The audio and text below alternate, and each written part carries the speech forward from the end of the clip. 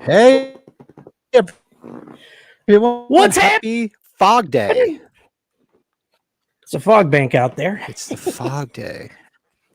I don't. Hey, Pat, fog do you bank have out there. fog? I should have found my fog shirt. Do you have a fog shirt? I should have worn it today. I have a KEB I one. don't have one. I looked through it. I'm like, shit, I don't have a fog shirt. What the hell is wrong with me? The hell. The hell. Yeah, a little disappointed in myself that I don't have a fog shirt. Yeah, we're kind of bummed. Yeah, We're not doing a what a watch great long, movie. but yeah. This was a Saturday night, or we didn't have work tomorrow. I'd say we just do a double header. Yep, damn Skippy, man. I'd be all up for that. Uh-oh, gonna hit the mute. Gotta sneak. Up in the chat. Just to keep us warm. What's up, Eric? James is in the house. What's up? Hi, Eric. Hey, Mark. James. Mark. On. Hey, Gene. Hi, Gene. Hi, Gene. Great to have you here. Yes. Slasher Fred. One more story just to keep us warm. This is Cobrits.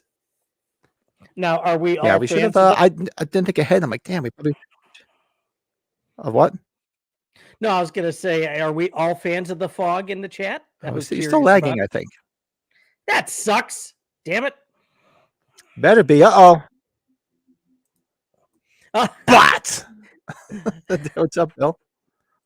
Ever since I told you it was stuck in my head, now it's getting stuck in his head further. Hi, Bill. How are you, bud? Yeah, we're gonna keep doing it every day, but Fuck Bill's little intro. Sending me this shit. I was gonna tell you and Bill the other night. Have you ever heard a one-syllable word said so long before, like he does in that credits, that narrator? But the butt. Yeah. But yeah, for those that didn't tune in, we did our first episode of our Tales from the Dark Side watch along this past Friday with Brady and our good friend Bill in the chat, the Everscape, and then we had a blast, man. I'm looking forward to doing it again. Yeah, I'm gonna do that sooner rather than later, I think, right, Pat? Yeah, we'll have to see what Fridays are free. Obviously, it won't happen next weekend because Brady and I will be at Chiller Theater all weekend, so we'll be going live, drunk and non-drunk from the Chiller Theater weekend. I want to party with you, cowboy. Oh, James. James Abigail, one of the best vampires I've seen in a while. I'm dying to see it because, well, I know I'll spoil it when we get to that. What did you watch? I watched that Late Night with the Devil, and it wasn't bad, but the hype around it was much bigger than the film really was. Yeah, I think the hype ruined it for you, Pat. I think the hype ruined it for you. Yeah, it was okay. It kept me entertained. I loved the 70s nostalgia around it, but I was expecting to be like, wow. I was expecting to be blown away like I was When Evil Lurks. And I'm like, you know what? It wasn't bad, but I'm like, there's nothing groundbreaking here that made it seem like everybody was like, whoa, you gotta see Late Night with the Devil. I would have thought you probably liked it for the reasons that I kind of did. Enjoyable. I remember just growing up with the late night shows and with Carson and Letterman and then Leno and just Conan. It was just kind of like the nostalgia. Yeah. The nostalgia around the way they filmed it, and that was awesome. I mean, the way it was filmed was good. Everybody's acted well. I just expected a little bit more out of it, I guess. But the nostalgia and the 70s feel was all there. They did a great job with that.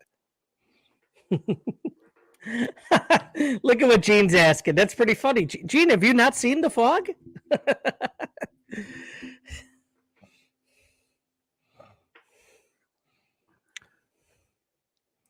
Yeah, The Fog has just been crazy. Oh, Ryan says, hey, what's up, Ryan? Told y'all I watched this more than Halloween. That's not, I know, Ryan? I remember Darren said several times, he flipped between what's more of his favorite, this or Halloween. And I can see that, man. I love The Fog. The Fog is like Halloween. I can put it on any time and enjoy it. I think, we've talked about it for Carpenter films. This was my number 2 for the longest time, but then I just kind of fell in love with Kurt Russell and Escape from New York. And that kind of took over as number 2. But this was number 2 for me for a while, so now it's 3. So, Blake, I have your gold. Where is that from, Brett? We're honoring murderers. The Fog. I'm almost wondering, Pat, should I just restart if I'm frozen? Maybe I'll just restart it instead of kick it back Well, in. wait a second. Is it me? I'm doing the max headroom because I'm seeing Brett freeze. Am I freezing? So maybe it's you're okay and I'm freezing. That would be a change. Bill, are you telling me I'm normal? Yeah, because usually I get the little thing in the top left corner here that says my internet's wonky, and that's usually when it happens. But I'm seeing Pat, you Bretty. you seem actually fine to me, but I'm freezing. okay. Yeah, Pat does live. Pat is max Pat headroom. Pat lives in the woods. He lives in the Me. woods. I live in the country.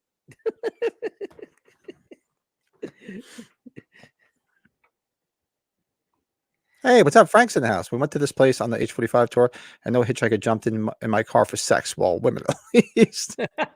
Yes, that's right. Yeah, we saw the church with them. It was a lot of fun. Wasn't that cool going in that church? That was a lot of fun. I should have brought those pictures up.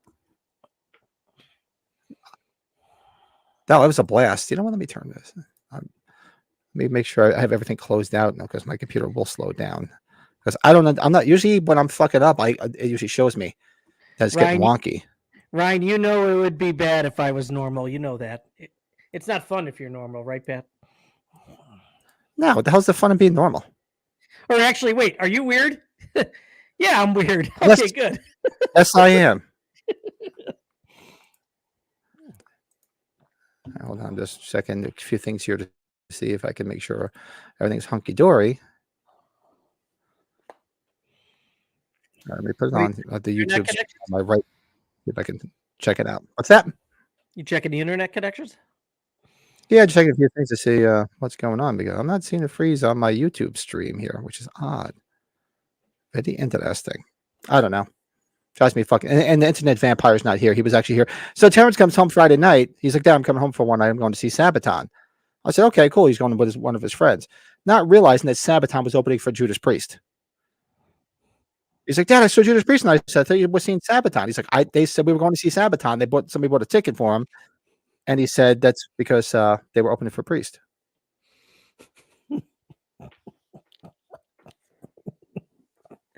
Only Darren, Frank. Only Darren, right? I was taking pictures of the schoolgirls outside of the church.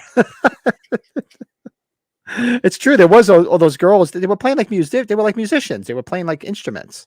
Remember that? What was it? Were you next to me? Yeah, you were probably next to me when we were walking with Sean, when Adrian Barbeau was calling him when we were walking into church. That was pretty funny. That was funny. Yeah. He's like, what are the odds that Adrian Barbeau is calling me right now just as we get to the fog church? I mean, well, granted, she wasn't at the church at all in the film. She was in the lighthouse, but still it was still pretty funny. I do recommend, I know it's that is a hike, but it's about a 45-minute drive from San Francisco to go to the lighthouse. And it's right near where they shot the birds. And God, I should know what Port Reyes.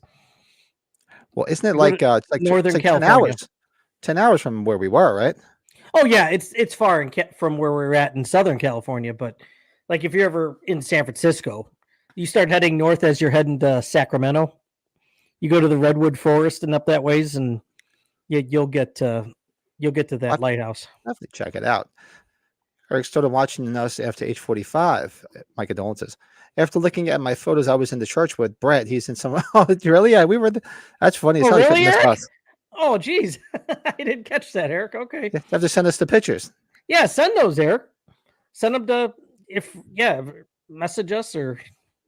Oh, you got to get a copy of this, Gene. You got to get the fog is so good. It's a remake good ghost is story. Complete and total dog shit. The remake. It is the worst remake I think of remakes, and well, in my opinion, that or Psycho, right? That or Psycho. They're tied, and it sucks because Deborah Hill was attached to it, so it kind of spoils it. Kind of stains it a little bit. Did you know that the scene where Elizabeth and Nick are walking down the pier was shot in Bodega Bay with the? Oh yeah, there you go. Yep. Well, you were there. Didn't you go up there, Brett? You've been up to the sites. Yes, those are some of the pictures. Whenever I get the cloud all fixed with the wife with the pictures, I'd love to show those in the future. I was there. It was before my kids were born, so it's been at least 10 years when we were there. If you really need a workout, Quoting Wooderson from Days of Confused. That's what I love about these high school girls, man. I get older, they stay the same age. Did you see? Did you see? So the movie Maniacs, I sent you so they came out the Rocky ones, McFarlane. They have a Matthew McConaughey Dazed and Confused movie Maniac figure coming out. Do they? Oh God, I love that film. That film was my high school. That was high school to a T when I was in high school. Well, granted, I wasn't in high school in '76. I'm old, but I ain't that old. But it was still the same. That movie, and it came out. What was it? I remember it coming out it was either a week before or a week after Jason Goes to Hell came out. Excuse me. And of course, you know how bummed we were about that film. And then you see Dazed and Confused. I was like, oh man. Oh, such a great film. Thanks. We were like, let's drive to the lighthouse and found out it was 10 hours away. Darren was like, fuck that. That's longer than my flight. Yeah, because Lurch, because remember, Lurch isn't in the chat yet, but Lurch was talking about going. Remember, he was staying a day or two after Shamrock. He was going to go up to the factory, and he was going to go up to all the H3 sites, and then he realized it was 10 hours away, and he's like, screw that. It's a long state. Like Pat, remember I was telling you, it was like when I was in Pittsburgh, I was like, God, how much further to get to Pat? It's another 6 hours, like going to Philadelphia from Pittsburgh. I was like, I don't know. It's a hike. Hey, what's up? Matt is in the house. This celebration is a travesty. You guys are honoring murderers. It's fun though. You have all of the Carpenter, of course, his alum, right? You know, you got Cyphers in there, Nancy Loomis. And a nice touch to have Jamie Lee's mom in it too. That gives a little psycho effect, right? That was great that she was in it. And the only thing is, I think they're only time they're actually together in a scene. I guess when they're all in the church at the end. That's about it. Oh, you know what I should have grabbed? I should grab there's a special LP I've got from this movie, from The Fog. I'll get that later. Yeah, Prom Night Remake was that was dog shit too. That was on the other night. I was watching Prom. It was like on Pluto, one of the horror channels. Sometimes they'll show things back to back, like the original, and then a remake. So I was watching the original. Then that came out. I was like, click. I'm like, I'm not watching that fucking shit. When I messaged you and Bill yesterday with that comment station when Tales from the Dark Side was over, the original Prom Night came on, the 1980. I was like, oh man, yeah. Seriously, Brian, you're not kidding. You're better off taking a flight from like LAX up to Northern California just to do it fast. Hey, Colin, ahoy, shipmates! Currently watching The Fog. Yeah, Colin hit me up because he was like, "Oh, we should do a watch long," and I said, "I might be up for it if we get out of here quick enough." But he's hanging out watching it with his better half at the bit where the fog is rolling into town just before Cyphers gets killed. Oh, Dan the weatherman. Oh, look who's about to join us. Yeah, it's our third leg. There he is. Sorry, I didn't expect that. Good evening, my guys. What's happening? Cheers. Oh, you got some Woodford, don't you? You're Woodford man. Some Wooderson? Joe, you handsome devil, we've missed you. You sexy beast. We missed you Tuesday night. Man, I fell asleep like a sorry son of a bitch, so I apologize, gents. But it's good to see y'all. But we're reminiscing about the Fog Church at age 45. Oh yeah, that was dope, man. That was awesome. Joe made it there. It was awesome. Hell yeah. Or a good train trip. Yeah, I wonder if there's a train you could take. I'd love to take one of those train trips like in friggin' Terror Train where you get to Silver Streak, Terror Train, where you get to sleep in a car and everything and have like the bar on there and everything. That'd be cool as hell. You're gonna put like what does Gene Wilder put on his face to make him look black in Silver Streak? You're gonna do that? What's up, Ryan? Remember he's got the radio. Bop, bop, bop. Underwood up to no good. We got Colin in the house. Everybody wants something. I feel like one of those awesome spiritual Good evening, sequels. Really? I've heard of it. Is it worth watching, Matt? I have to check it out because I mean, Days of Confused is like it's in my top 5 films ever. That's another one I can just put on always. It's easily one of my favorite soundtracks ever. Easily. Oh, soundtracks. And between that and Boogie Nights are probably my 2 favorite soundtracks. Oh, and they both have 2 volumes that are awesome, right? Because they're so good. Yeah. Oh yeah. Let's see. Mark Jones. Who? Mark Jones. Who? We're saying hello. We're saying hello to Joe. Joe. So we got to ask Colin, how far are you in the fog? What scene are you at? Or did he already say? Did I miss he that? just said he was at where Dan's getting killed. Oh, the Those weatherman. that's ciphers right. is getting killed. Joe, for some reason, you sort of look like what the hell's his name from the King of Queens? Who's What the hell's How his about- name? How about the Marx Brothers? No. No, you look like the King of Queens guy. I'm drawing a blank on his name. The one that is. Oh shit! What the hell's his name? I know, so that's Paul Blart, You mean- Mall Cop. Paul Blart Mall Cop. Doesn't it look? Doesn't it dismiss like his face? Now that is a Texas mask, right? Yeah, well, this is supposed to be Corey Taylor from Slipknot. Oh, I'm way off. I'm so This sorry. is his I- All Hope Is Gone mask. I thought it was like the Strangers at first too, a little bit. It gave me some Oh, yeah. Strangers vibes. It's Kevin James. Kevin James. That's the comedian. Kevin James. Oh, the guy with two first names. Yeah, Yes. not Joe's left side. His right side. It almost was like Kevin James. I don't know why. I want you to make his left hand look like his right hand. Sorry. Now I got Kingpin going. Oh yeah. Oh, I have to check that out. So I'm kind of hanging a movie following college I basketball. gotta go grab that. I have to check that out. Hold on, I'll Did be not back. see it. The opening of the movie where you have machines just running by themselves gives sort of omen. Yeah, the beginning of this, that's a good point, Slasher. The beginning of this is so creepy the way it starts out. It's all quiet, and you see all these weird things happen. The scene like in the convenience store, and all the bottles start shaking, and then the squeaky sign that falls. All the cars, boom, just all honk at the same time. And their headlights come on. Such a really creepy opening. I mean, and even the beginning, very beginning part with John Houseman telling the old Mr. Macon telling ghost stories. Hell yeah. As the fog rolled in, he had such a great voice for that. And what did I just watch him in recently? I just watched him in Rollerball. He was in Rollerball. He was the owner of the team in Rollerball. It says they did a test screening at the movie theater behind my house before it came out. They gave away a ton of free merch. Everyone in our neighborhood had a Days and Fuse t-shirt. Oh, that's awesome. I wish. I think I told you. Maybe it was when I was up by my folks. Didn't I tell you guys, or maybe it was just Pat show? I remember when I got my dad's fog laser signed by Jamie Lee. She put Laurie Strode instead of Elizabeth. Oh, that's awesome. I thought it was funny as hell. That is awesome. We're like, okay, Like- she had been signing all day. Like wrong movie, but cool. Right? He was John Houseman was also the driving instructor in Nick. Put your hand out, extend your middle finger, Wrist, extend the wrist. extend the wrist. That's awesome. Yeah. You know, Pat, I didn't realize. Did you? The collector spotlight. I should have put this on. You ever seen this waxwork edition of the That's fog? awesome, man. Well, that's awesome. No. That's awesome as Yeah. hell. I should have put this on our collector spotlight. My Let me There you grab get out. something quick.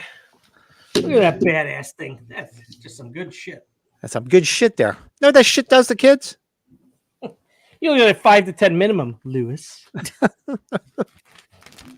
Yeah, so I'm psyched. Looking forward to it tonight. We got a lot of cool shit. We got some new stuff in our collection we're going to do. We can do a quick beer review. I'm already drinking my beer. I've had a shitty day, been working all day. We got my Adrian Barbeau, Stevie Wayne sign. Oh, yeah. The Stevie Yes. Yeah. Yes. Stevie Wayne. Joe, Stevie you Wayne. got yours. You didn't get yours at age 45, or did you? No, I got mine at the Houston Horror Film Festival. That's right. She's such a babe. She's so sweet. She's awesome. Sending a man. message across the water to the seagrass. Love this. It's a great item. Gotta have it. If you're collecting NECAs, you gotta have it. You gotta have it. Gotta have that. You gotta have it. Yeah, after the movie came out, there was another ghost movie that John Houseman was in. Oh, Ghost Story. Yeah, Ghost Story is a good film. I like Ghost Story. Good tune. Oh, good movie, rather good tune. What am I thinking? Yeah, it's been one of those days. I was actually It's working most of this day. And didn't we talk about how The Fog, they made changes to it, and it's like one of the few movies that they made changes to that ended up working out better, the changes they made. Yeah, it's true. Yeah. Very, very rare.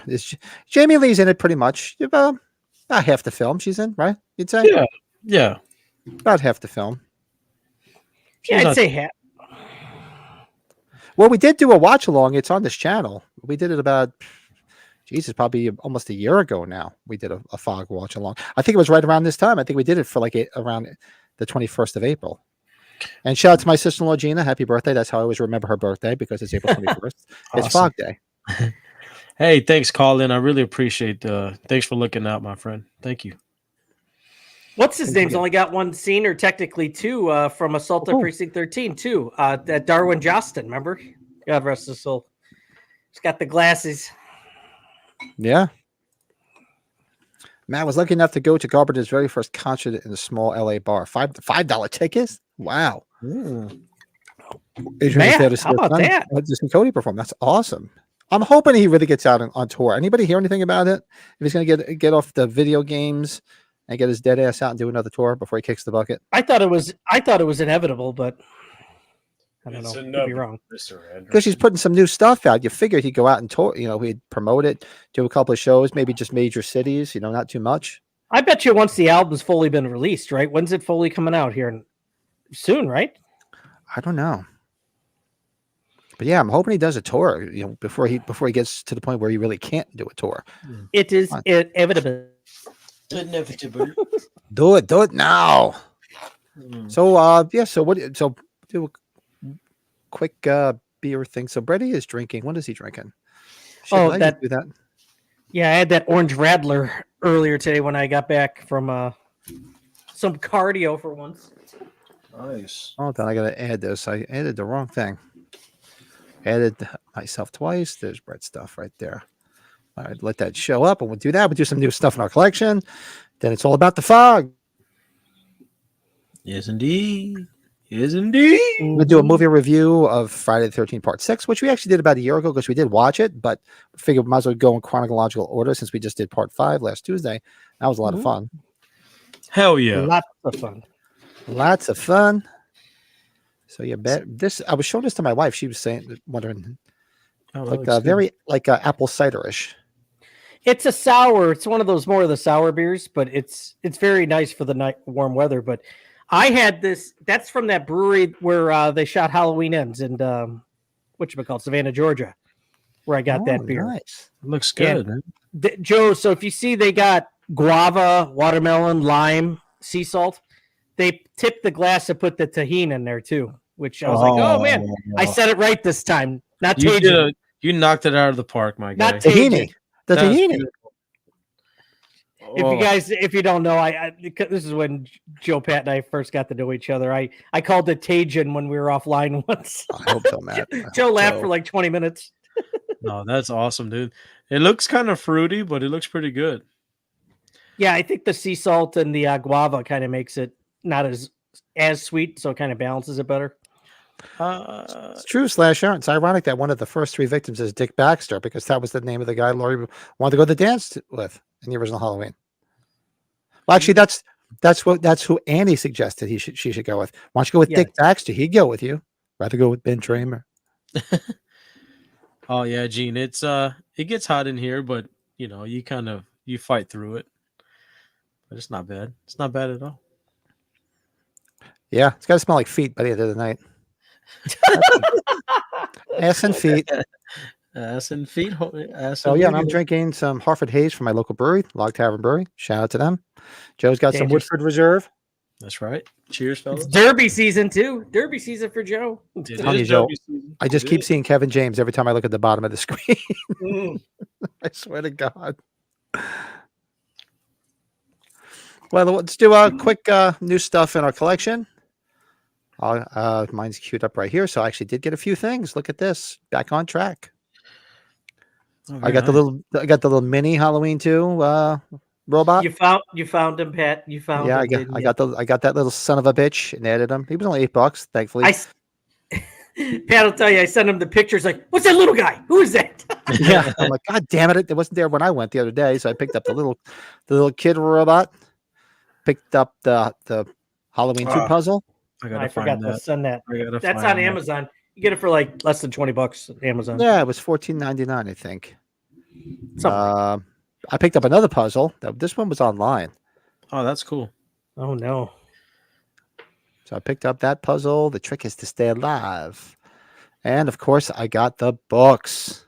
Finally, nice. It came in. I haven't even opened up I haven't even looked at them because I've been so busy.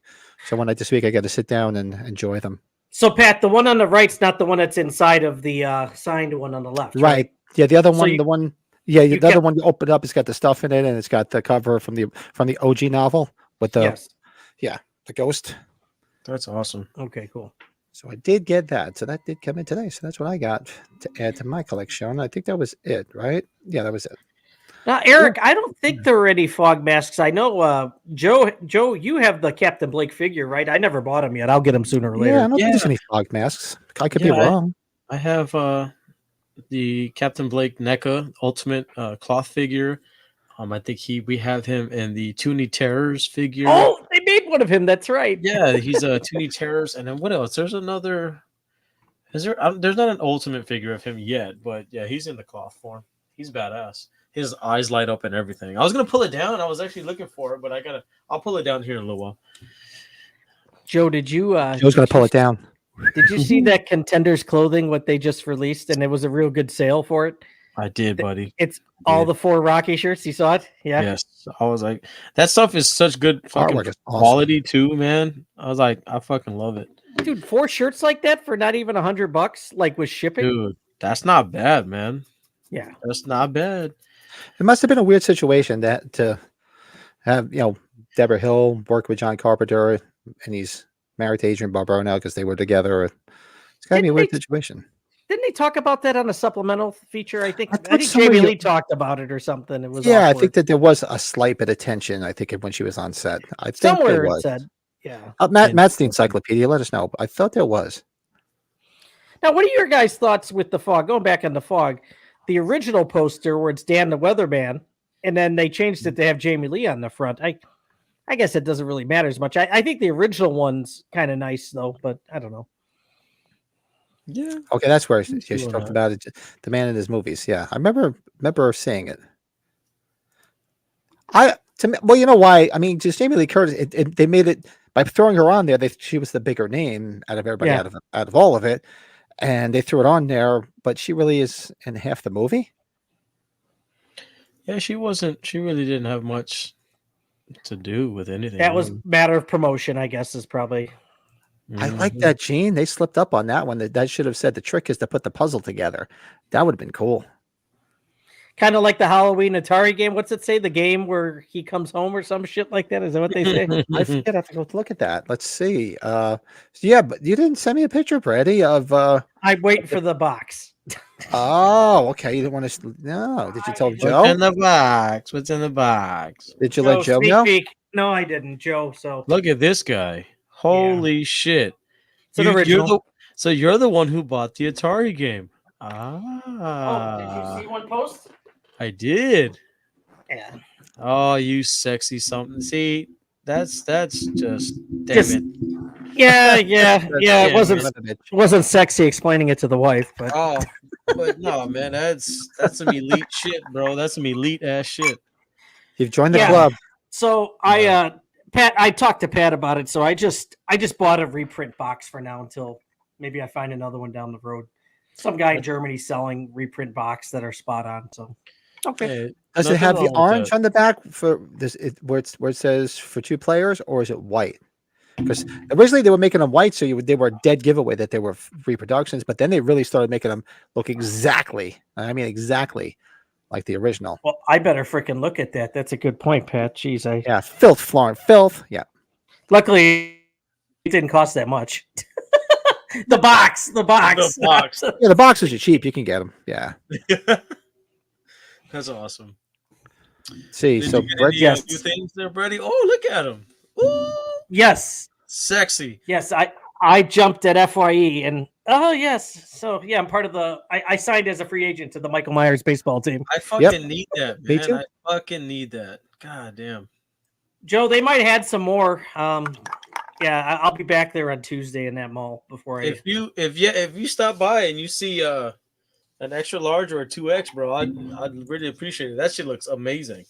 I think the 2XL, I'm not just saying it because I've put on weight, but just that Oh, the 2XL's a Yeah. bit more it's more comfy. it's I much need more it, yeah. comfy. I like to, room in the belly area.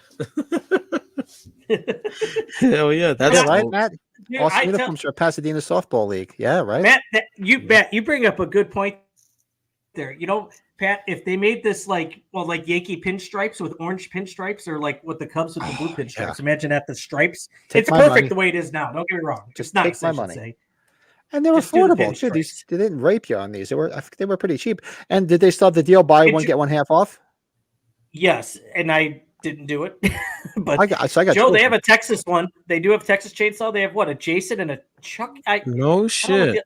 Yeah, they had a no, couple. they have an It one. They have a Pennywise, I think, right? Hey, I wonder if you can take it back, get a refund, and say, "Can I do the buy one get one half off deal?" Ooh, how about that? And then they're gonna be like, well, if you sign up for a promotional monthly thing, which I've always forgotten to like renew or cancel it. I would I'm just the same say way. I always forget to you get cancel the it. half price one, and I'll pay the full price one. Ooh, look at that. I'm thinking, Joe, if they have one there, I just buy you one of the other ones because I know you'll appreciate the other ones more than I would. Absolutely, that's awesome, dude. And there's our little guys, yeah. Oh, Would you take the What? picture at the store? You're damn right. That's the picture I sent you, and you're like, who's that little guy next to the Chucky Oh, that was sock? the picture. I thought it was the picture in the store. Yeah, because remember you said it to me. I'm like, who's that fucking little guy? I didn't see that. what the fuck? That's an FYE. FYE. Yeah, God do you damn. do you not have the small one either, Joe? Or I don't not have the either? mini one. I went looking around today, and I'm like, what the Mini. fuck is that guy? Look at him. That's awesome. I tried to take the sticker off the back of that thing too. I'm like, fuck it ain't coming off. Yeah, I I don't know. know, Pat, yours came off FYE easy. with their big ass stickers. You guys all suck ass. But at least they put them on the No. back instead of the front. Yeah, I had to Yeah. go out and buy some of that those little patches, the adhesive remover. They're like little singular patches, and you gently have to like massage that shit off. If not, it leaves that ugly ass residue. Ooh, I don't know. I think International it Man of was. Mystery. I think Sean. Yeah, I thought it was Sean Clark was telling me use the FYE, Rob. Goo FYE. Gone stuff spray. Mm-hmm. Yeah, that stuff. Hey, works Rob, too. how are you, bud? That stuff stinks though. Stinky. It's smelly. And It's what else smelly you got booty. there? Oh, that's the fog stuff. We'll show that when we get back to the fog. Joe, you didn't say anything, but did you get anything new? Oh yeah, I got a couple I things. saw you traveling around. You were at Stickers and Stars. You were at a couple different places. Yeah, Joe, so shout out to Stickers and Stars. This is where I got this mask, and I got another mask. I bought them the other day, and I was able to pick them up today. So I was excited to wear this one for the shop. So on 420, it was Record Store Day, and everybody knows I'm a big fan of Slipknot and Stone Sour and Corey Taylor and the FYE, solo Rob. stuff. FYE has that shirt. yeah, FYE, Rob.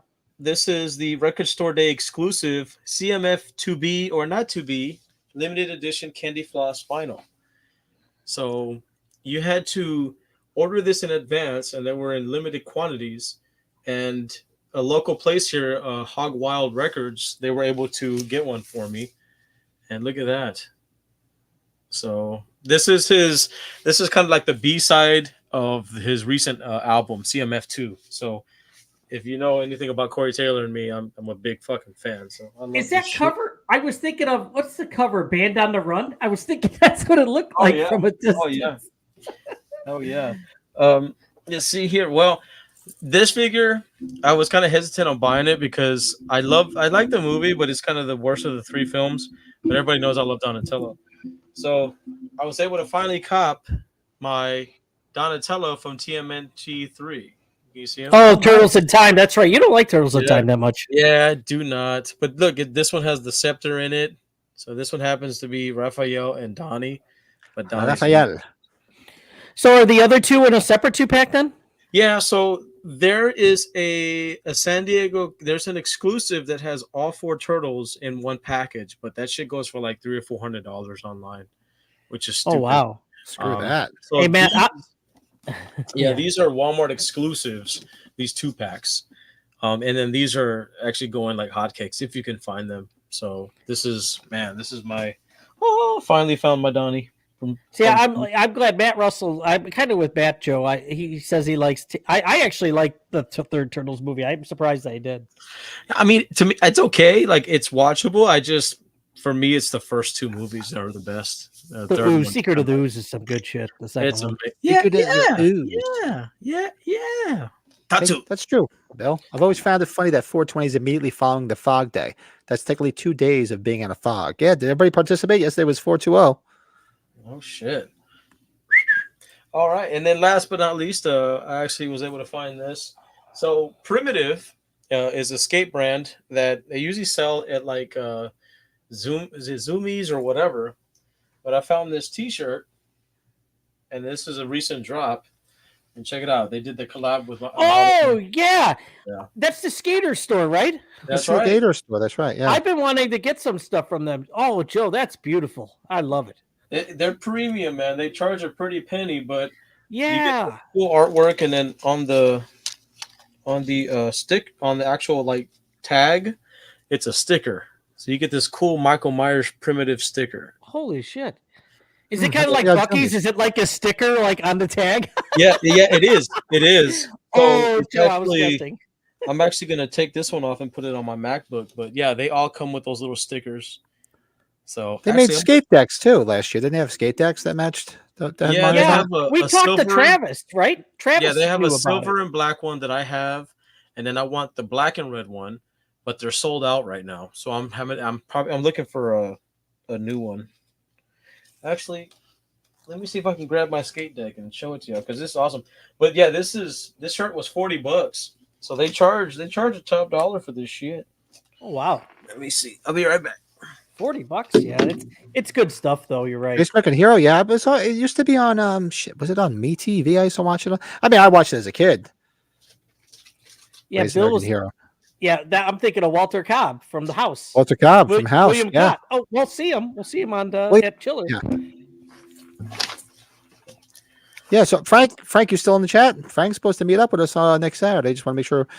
If you want to hang out, we're going to go to Ruth's Chris for some steaks. If you want to hang out, say, oh, you did get the Yeah, skate we'll deck. figure That's something right. out. So I guess I got my Look forward colors to it, wrong. Frank. So I want the silver and black one. I have the red and black one.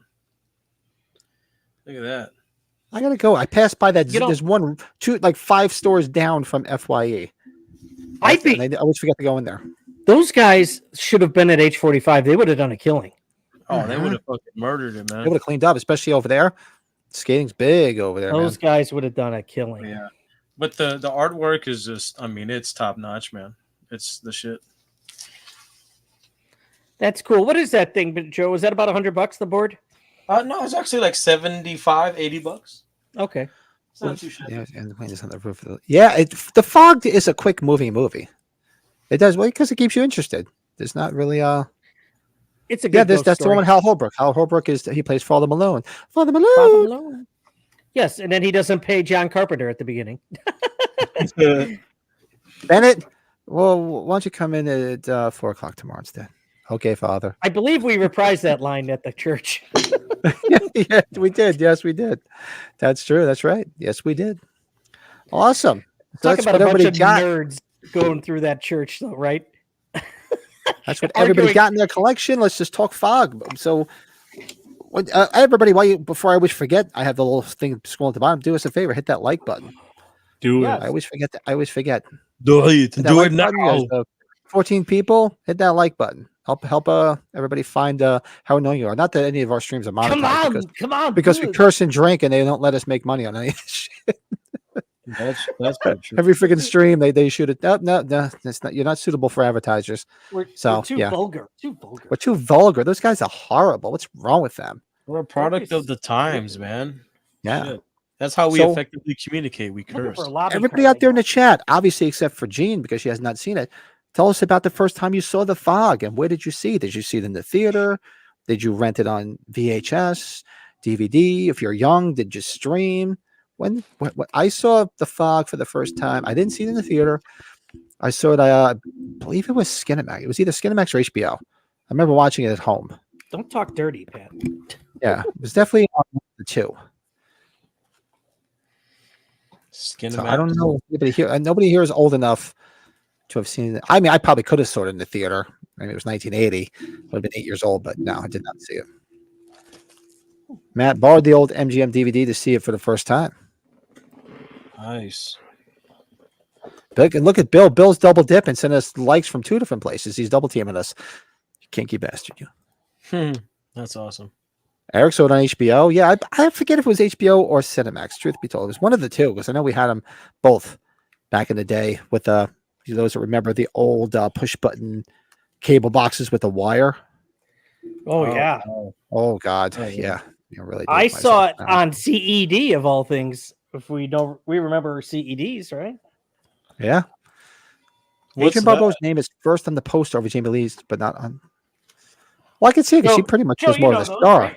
You don't know them, or Yeah, I think I have an idea. they were like What's that? it was like before Laserdisc. It's like a big cartridge. You put it into a player, and Oh, really? it takes. Oh yeah, the disc I have the out. Halloween 1 and 2, Halloween 2 and 3 were the only CEDs that came out. Oh, they're those big ass fucking. I got it. I They're Yeah, got those it. big, hard plastic. hard. He Do said they? Do hard. y'all have? Do they make those for Halloween? Not the Only original. 2 They and 3. didn't. 2 and Only 3. 2 That and was 3? it. Do you I have I have think them, the. Patty? Do you have them, Patty? I have them. Yeah, they're I probably have on them too. did 2 and 3 simply because 2 and 3 were Universal, or they're still owned by Universal. That's probably Gotcha. why. They Huh. made the Fog and Escape from New York. What's cool about the Escape from New York one? It's purple. Oh no! Is shit. it? Yeah. No shit. I forgot to show the lobby card. Look at that lobby card. I have that lobby card from way back. Look when. at that. Oh, that's great, dude. Capricorn 1. I think I remember that, but I know Magnum Force. Magnum Force is awesome. It's interesting because they're in President's different Men. attire Yeah. in that scene. Was okay. Yeah, that's right. He played Deep Throat in All the President's Men. Good movie. See, first time James saw it. Yeah, Fog was on HBO late night. What about you guys? When's the first time you guys saw it? I must have been 4 or 5 years old. So it was on the CED. Yeah, CED. Yeah, it's actually obviously with my parents not being big horror people, they saw Halloween or something, but they whenever the Fog's on, they'll watch it nowadays. It's like their favorite Carpenter film. So it's kind of cool. Parents that are 80 and 79 years old still watching that movie, loving it, but they were in their prime, I guess, when that came out, right? Brett, were you at the Fog reunion at Flashback in 2005? First time meeting Tom Atkins, Nancy Loomis, Cyphers, and Adrian Barbeau. Yes, you there? I was there, Matt. That was when they still had the double feature drive-in set up with the big inflatable screen. Yes, I have pictures with all of them. That's when I first met all those people. Yeah, I went up to Nancy Loomis with probably like 6 things to get signed. That was the first time meeting Nancy Loomis. Probably looked Yeah, at the me opening- like I was a maniac. Opening text is everything we see, but a dream within a dream. Who was it? Was it Edgar Allan Poe? You Is that know who that was? that Matt's asking about Tom Atkins. That was the first time you guys ever seen that shirt that Tom Atkins will promote where it just says Atkins and it's his face. You ever seen that? No, I gotta get one. I don't have. I need like a Tom Atkins shirt. Either it's the Stop It freaking face for, especially we go back for age 50, and God willing, knock wood, he's still with us and he's going to be there, because I need to have that shirt when I take a picture of him, with him rather. Yeah, Matt, the next year was They Live. They did on that drive-in setup. Flashback doesn't do this anymore, guys. They had the parking lot of the Crown Plaza Hotel where it was at. They didn't have anybody parking it, so you could like tailgate, or you could bring like foldable chairs and just hang out and watch the movies on the big inner tube screen. It was pretty cool. I just love how Tom Atkins, they don't even know each other's name, and like 2 minutes later, they're in bed together, and he's just like, "Can I ask you something? What's your name?" How awesome is he? He's such a stud. Didn't even bother to learn her name. Got her in bed. Didn't even give a shit what her name was. It's just like in H3. What was that? Who cares? I think the first time I had said something to him, like he gets killed with an eggnog carton in his hand by Gary Busey. Tom Atkins shirt. It must be a Ray Cameron shirt. Yeah, Thrill Me, right? From Night of the Creeps. Yeah, that'd be fun. That's a great Bob's got role a of his, though. distinctive dummy Atkins figure on the way. Wow. Oh, Does the nice. distinctive dummies, do they still make them? I don't know. I mean, you can find them. Like They pop up from time to time. Yeah. Dude, you have his Night of the Creeps, NECA? Did you end up dropping a dime on it? Did you I get it, or sure are you did. still trying to get it? Yeah, you I got it. Yeah. And it's autographed, right? No, it's not autographed. No, signed? I have the H3 figure, but not that one. I should have. I don't know what the hell's wrong with me. I don't know. But that's I actually did. a fun figure. That's I should awesome. have put the pictures up here because I did post a bunch of pictures today from the Fog Church That's with cool, Buddy man. and I. But if you guys want, go watch the Horus Hologram video that I Yeah. posted right after we got back. That's got footage of Brett and I at the Fog Church. I can always find one or two, and you could just put it up, Pat, unless it takes a long time. No worries. Yeah, I can just do that. I can do one thing real quick. Let's do this. So so let's just go through and the Fog stuff that we like here. So what is everybody's favorite kill in the Fog? It's not a lot of kills. It's not a bloody film, which is good. True to to Carpenter films. Doesn't need to be gory to be good. Miss Colbert? Mrs. Cobritz. I like the Dan the Weatherman one. Because it was pretty significant. Charles Cyphers too. I like when he kills Janet Leigh's husband. He's like, wah, wah, what? That's awesome. The scene, yeah, the scene where the ghosts go after Stevie Wayne is where they chased her up the top of the lighthouse. I mean, it's such a great ghost story, and what was good is that they just left it alone. It didn't need to have a sequel. But she's given that whole exposition speech at the end. For those out there, look to the ocean, look for the fog. It just left it ambiguous, and it was perfect. Instead of just beating a dead horse and just driving it into the ground. A dead horse. There's no nudity though. We don't get to see any skin in this. No, we don't. But I tell you, Adrienne Barbeau though is just whew. Stevie Wayne. Oh yeah, she was good. I mean, we don't get to see her knockers till Swamp Thing. Yes. I mean, I think it was another. I think she showed him off in another movie. I forget, but I know Swamp Thing. You get to see him. Yeah, it wasn't that Romero short story one. I don't think it was something else. No, I can remember the grandma scene scaring the shit out of me. Like the point of view of the kid and the grandma she just gets taken from they just come and grab her, and take her into the fog. I was like, that's fucked up. This is Colbert. This is Colbert. Only if he was in a pirate's costume, that little kid. No, just kidding. Yeah. So good. Mrs. Colbert. Oh, God, yeah. And what a cool surprised place to we be haven't- living in too. I'm surprised we haven't seen a replica of that the piece of wood. I figured somebody would buy that. They would make some money on that. That's right. Yeah, the Elizabeth Dane, or like a gold doubloon that said the fog. Didn't make it something like, come on, trick or treat. You guys whoring everything out. Pick it up and do it. Or fright rags. And then we got what Tom Atkins' name is Nick Castle, right? Yeah. That's right. His That's name right. is Nick Castle. That's right. Hey, we I can't posted- forget another Carpenter alum, and what's his name? Fred in Back to the Future, the homeless dude, Buck Flowers, right? He's in Oh, it. yeah. He's Buck Flowers. on the boat. Yeah. Buck Flowers was Janet Leigh's husband. Janet Leigh's husband. That's right. That was him, right? So these are some photos I posted today from the Fog Church from when Brady and I were out on the trip. Oh, you The found some Church too. of the- Okay. Yeah. Church of the Ascension. There's the outside of the church. Oh, Pat found him. So what's weird is to the left of this photo, it was a driveway at the time. Remember, that's where the station wagon pulled Yeah. up. That's right. Remember, we were like, it was so different. Like walking out of there, we're like, whoa, this is different. Well, like, what's the driveway? And it's not. It's just like a sitting area and like a garden now. And the inside of the church, it's exactly the same. Oh, look at that bastard in the front there. Shit. Look at that sexy beast there with the orange hat. That's awesome. And Eric, are you still in the chat? Because he said he was in the church. I wonder if he's in any of these pictures. Shout out if you see Pat, yourself in the pictures. Pat, you look like you're gonna fuck somebody up in that picture. I'll be right Fuck back. you all up. Look, So right there, isn't this the spot where they bust through and they start grabbing? Who did they grab? Yes. Tommy Lee Wallace's hands, right? Something like that. I forget who it was. It was his hands, right? There, and there's the front of the church, the side of the church. I think this is where he sneaks up from behind. That's where we're assuming Kalberg jumps in from the dark, right? Yeah, that's where we were thinking the scene was. think we were debating it with Frank and Darren, and Sean didn't even know either. We were like, okay, we're nerded out for now. Let's stop. Yeah.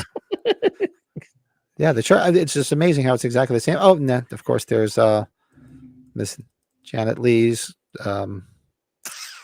grave when I went to Westwood Memorial Park. It's so crazy that the Buccaneers like down the block. It's like, what is it, 200 yards away? Everything is just right there in Sierra Madre. The driveway to the church is 7 hours away from the church. Movie magic, really? So they pulled up. It wasn't the side of the church. Where the hell was? Where was we? We were wondering about that. Like, where's the driveway? I wonder if that's up in Northern California too, Matt. Do you know that pretty well? I was thinking that's the driveway might be in Northern California where a lot of that was. I don't know. Yeah, but it's about flowers. There's no these crazy. There's no fog bank. Hey, there's a fog bank out there. I just like him with his watch and they live later, boys. Yeah, he's just later, boys. That's awesome. Oh, Yeah, Colin, we missed you. Hopefully, we'll do it in. Well, geez, it's almost going to be 4 years now, with the way this year's flying by. Yeah, I'd 8:50. say about 4.5. You could say 4.5. It is 4.5, really, when you think about it. Yeah, Sandy's line. This whole town sits around for a century. Then one night, the whole place just falls apart. And I love how she's so annoying in this, and gently just keeps calling around. A little annoying, but okay, because she just keeps annoying the shit out of her. We were talking. I was. Yeah, I think you and I were talking about what could be changed. Like what could change in like 4 years. It's like my daughter will be in high school by then. What freaks me out. Your kids could be getting married for all you know in 4 years. So maybe this is where we're getting confused. Yeah, but now we're talking about the driveway up to the church. If you remember, the station wagon pulls up right alongside the church. I know the driveway where you see the cross that goes up. That's up by the lighthouse. That I know. Yeah, because it's kind of like a 'cause, gardening area. Remember, it's like a gardening hole. Right. type So thing. in the film, you see the station wagon pull up right alongside of the church, and it's the church. But I know the driveway where you drive up and you see the big church. I remember when at Sean's Horse Hallowed Grounds, you saw it. It was up. Mhm. It was 10 hours away, up by the lighthouse and all the other stuff up there. Dun, dun. Yeah, but if you remember, just before they get out of the station wagon, they pull in the station wagon, they're right next to the church. I'm not just talking about the driveway up. What is the name of that track? I love that track where they're invading. Yeah, it's great. It's a great soundtrack. Yeah, we gotta get Colin. Wait till we get Colin over for the 50th. It's gonna be a blast. So, Colin, did the tickets for the Love of Horror go on sale yet? I know they sell it quick, and I just been meaning to go look them up because otherwise I'm screwed if I don't get the tickets. You'll be able My to wife shit just talked creek. about we got to start booking the shit and get all our ducks in order for that time of year for that and for Ireland. Yeah, I'm glad you're getting out there to meet Colin. It's gonna be a lot of fun. Oh, it's gonna be a blast. Hang out with Darren and Frank will be out there and be like age 45 all over in a different country. Minus my drinking partners. Well, there you'll have some other ones, some new ones. Yeah, well, Darren, you can definitely drink. And then, but we'll make up for it next weekend when we're at Chiller Theater. So everybody watch this channel next Friday and Saturday because Brady and I will be going live from Yes. Chiller Theater in Parsippany, New Jersey. Pat's gonna be my he's gonna be my limo driver Friday morning, and yeah, it'll be I'll pick him up from the airport. my Uber driver. The not hotel. I'm Uber gonna driver. I'm gonna touch all his fun parts, and then we're gonna go to the convention. Now we're gonna go and pick him up, and I'm gonna map it all out. See if we can. We're gonna go up to Nobi Bosco. Hopefully, we can drive in there. You can see where the original Camp Crystal Lake is. Then grab a quick bite to eat at the Blairstown Diner. We're Where gonna find a brewery. where Steve- Yeah. then of course we're gonna have to go to a brewery. We'll figure it out. It's gonna be fun. I look forward to checking out the Crystal Lake area if we're able to get in there. That'll be cool. Yeah, as long as they don't. I'm trying to remember if they have it gated off. I They didn't might realize because they don't have people drive in. I don't the know. Crystal Lake tours are only like sectional. When I went on that website, I couldn't believe it. It's only in certain time frames they do like the Crystal Lake themed ones before the scouting happens, like you were saying. Yeah, usually in the summertime. Usually they'll do them in the spring and the fall because it's an active So- scout camp all summer So long. I'm guessing then they take that Crystal Lake sign down for that, and then they have something else up there for the time being, or unless it's permanently up. At least on their website, they show the sign, like they put one up.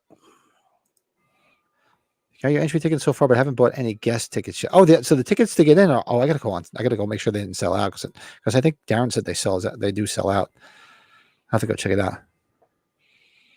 Where did Joe go? I missed Joe. What happened to Joe? I don't know. They still have the Red Coach Diner down your way. Where's the Red Coach Diner? Give me a town. I don't remember a Red Coach Diner. Maybe I'm forgetting. Let me know where it is. Rob, I was telling Pat, but it would be a drive. The Cubs are playing Boston. They're at Fenway next weekend. I would try to somehow get that way. We wouldn't have time. That would be too far. Be too far. Yeah. Yeah, definitely way too far. Pat, maybe I'll just say screw it. I'm not coming home Sunday. Just kidding. Screw it. We just lost Joe. Screw you guys. I ain't coming home. Wonder where Joe went. What vinyl do you have? Did Joe just say, I'll be right? Did Joe say, I'll be right back? Ooh. See, Bill knows too much. Look at Bill. Let's see. Pat and Brett's schedule next weekend. Hit up a brewery, Chiller Brewery, Camp Crystal Lake Brewery. You know us too well. You do.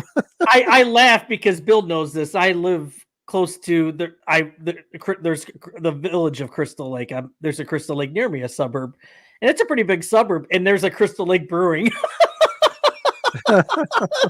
It's a very successful, popular brewing company too. So this is a dangerous one.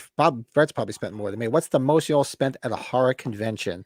I would have to probably say H45 is probably the most. James, it was H45 when you count the autographs and you count the stuff we bought with the exclusives and everything. I don't want to. I hate to give out an amount because I think we all had to take care of things after that. Well, you figure I sold some stuff. I know that I sold some stuff to make up for a little bit of it, but you figure I'm trying to remember. It was $250 for the ticket for the VIP, correct? Okay, yeah, I'm not counting admission, but I'm counting like the autograph. Well, I factored it all in because you got to figure sometimes most admissions are like $40-$50. So we spent $250 for the early admission.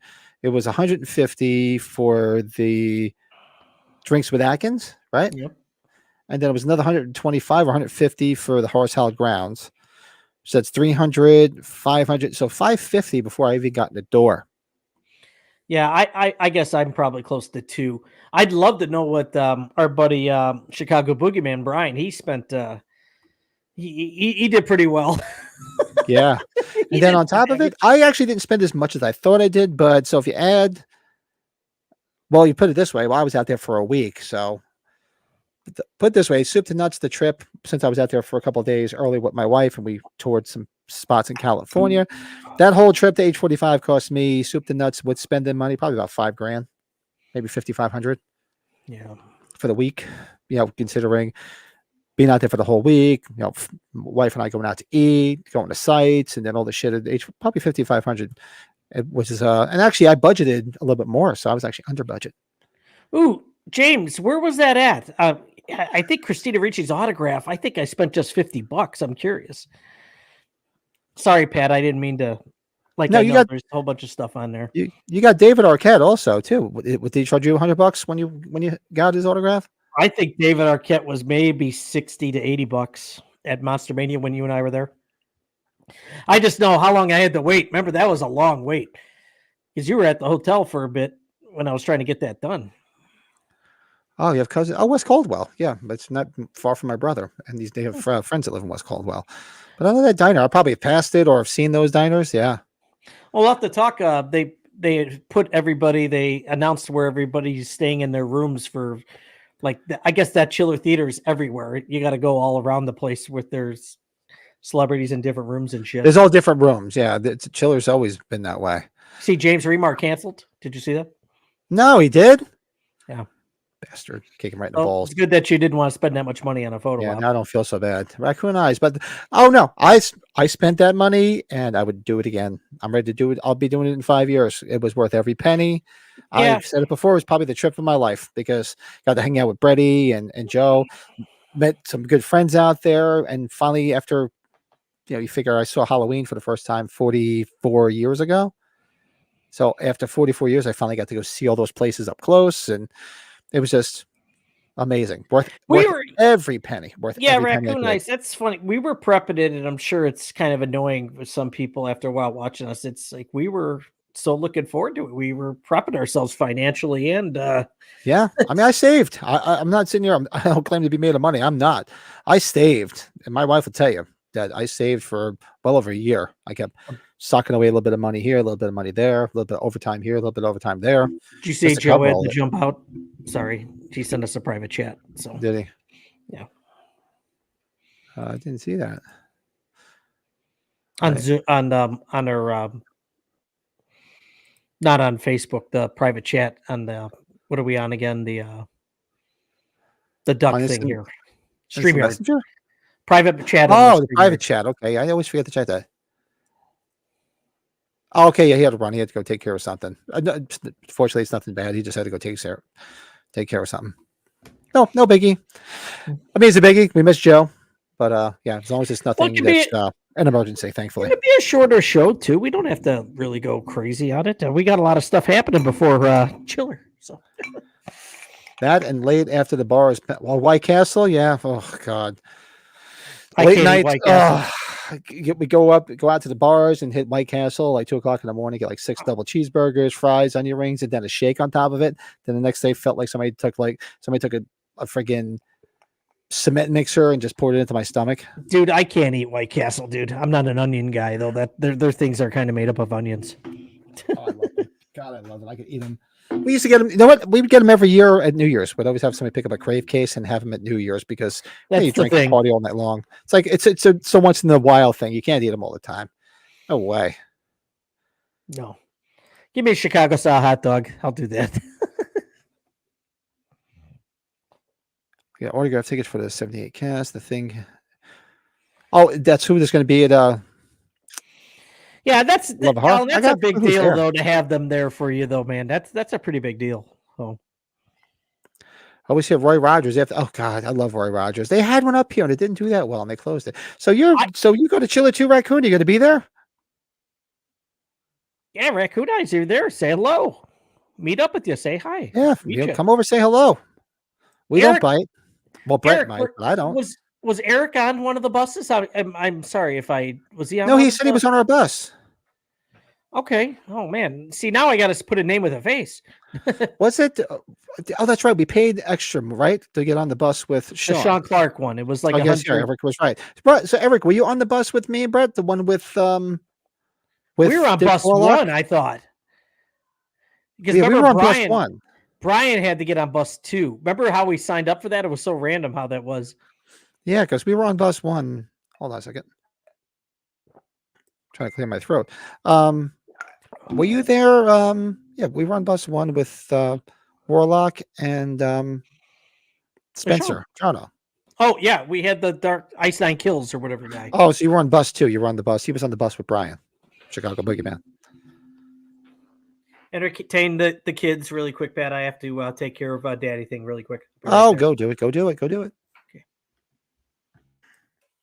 Yeah, so you were on bus 2. That's awesome. Yeah, it was so much fun. It was such a blast. It was a long day. We did a lot of walking, and I would do it all over again. Just to go see all those sites again. I mean, granted, there was a lot of people. It was a bitch to get some good shots here and there, but it was a lot of fun.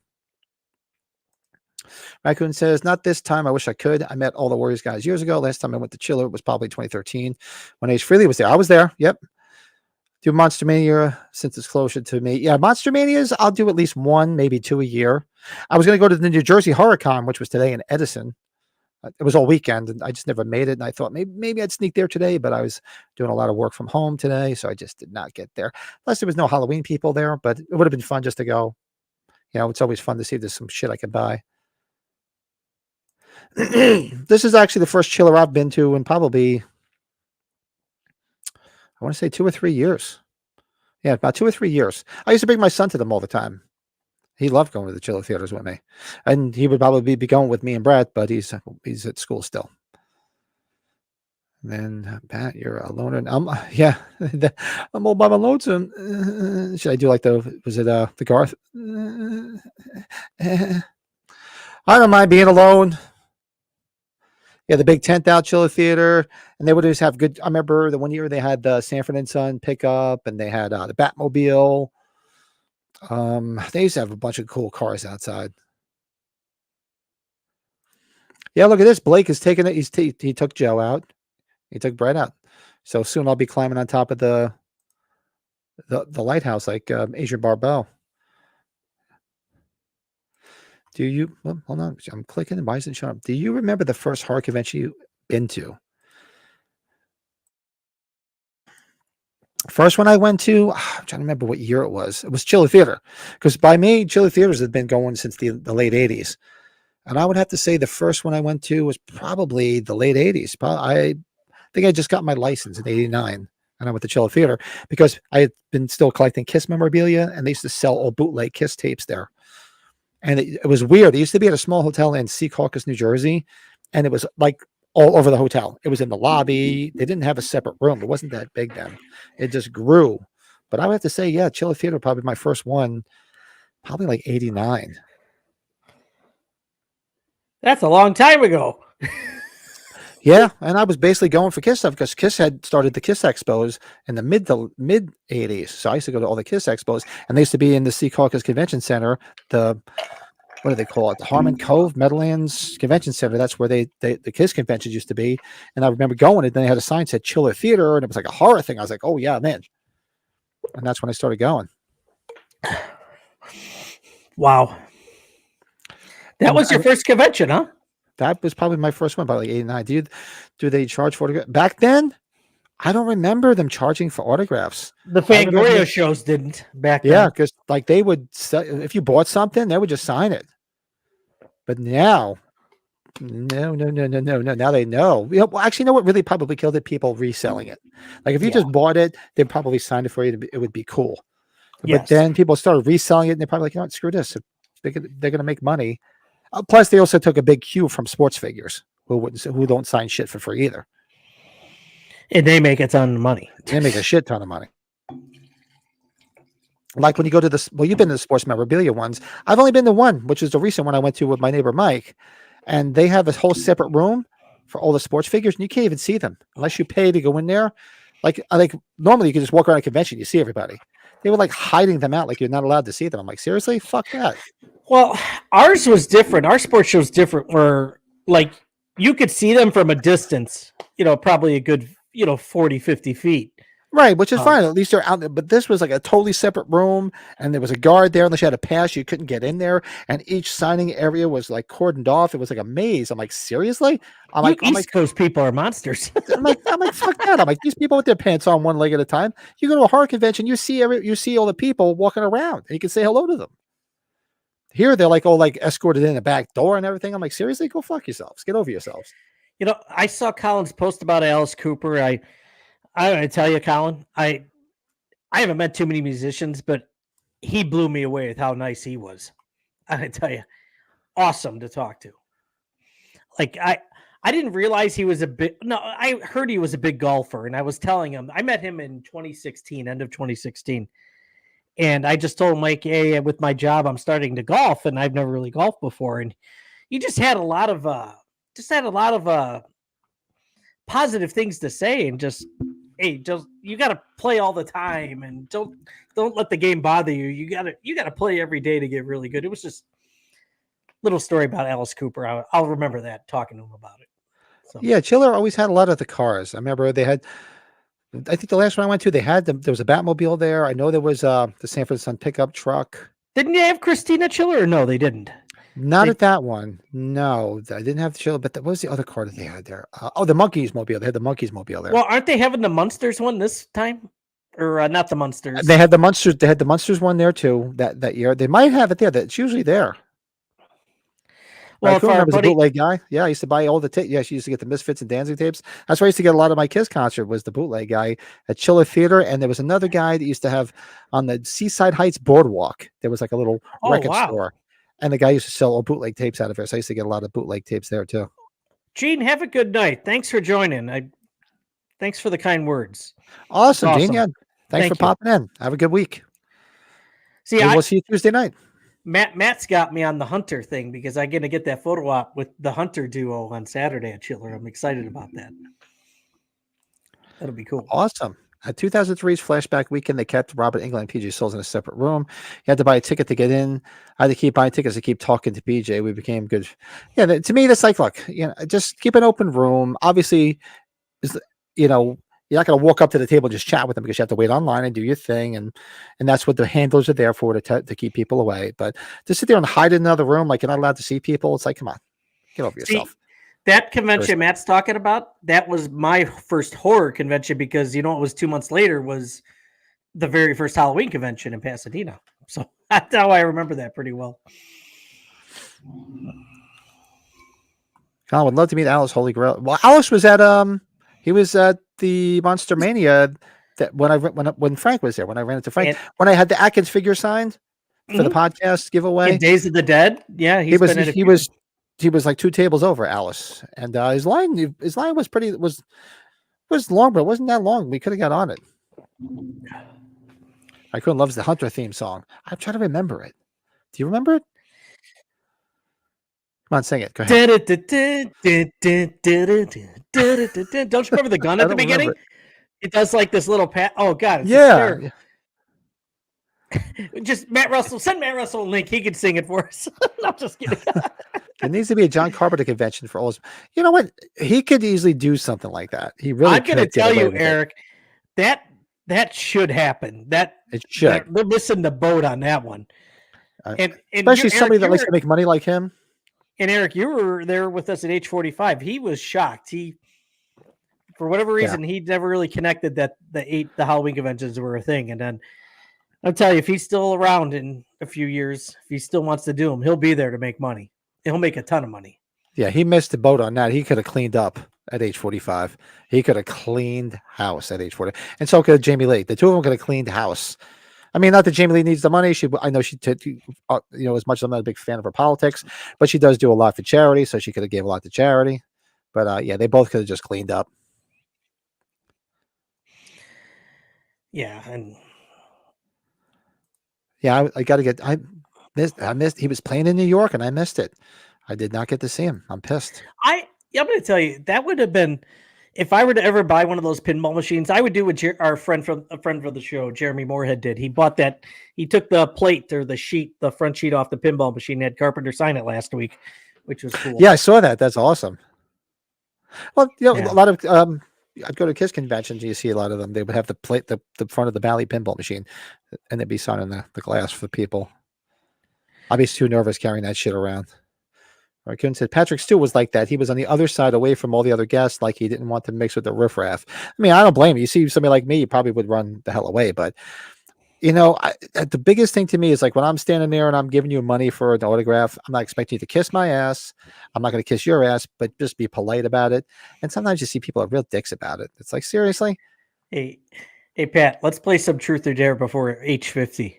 You or I will have a Halloween pinball machine. Truth or Dare. Telling you. I'm surprised.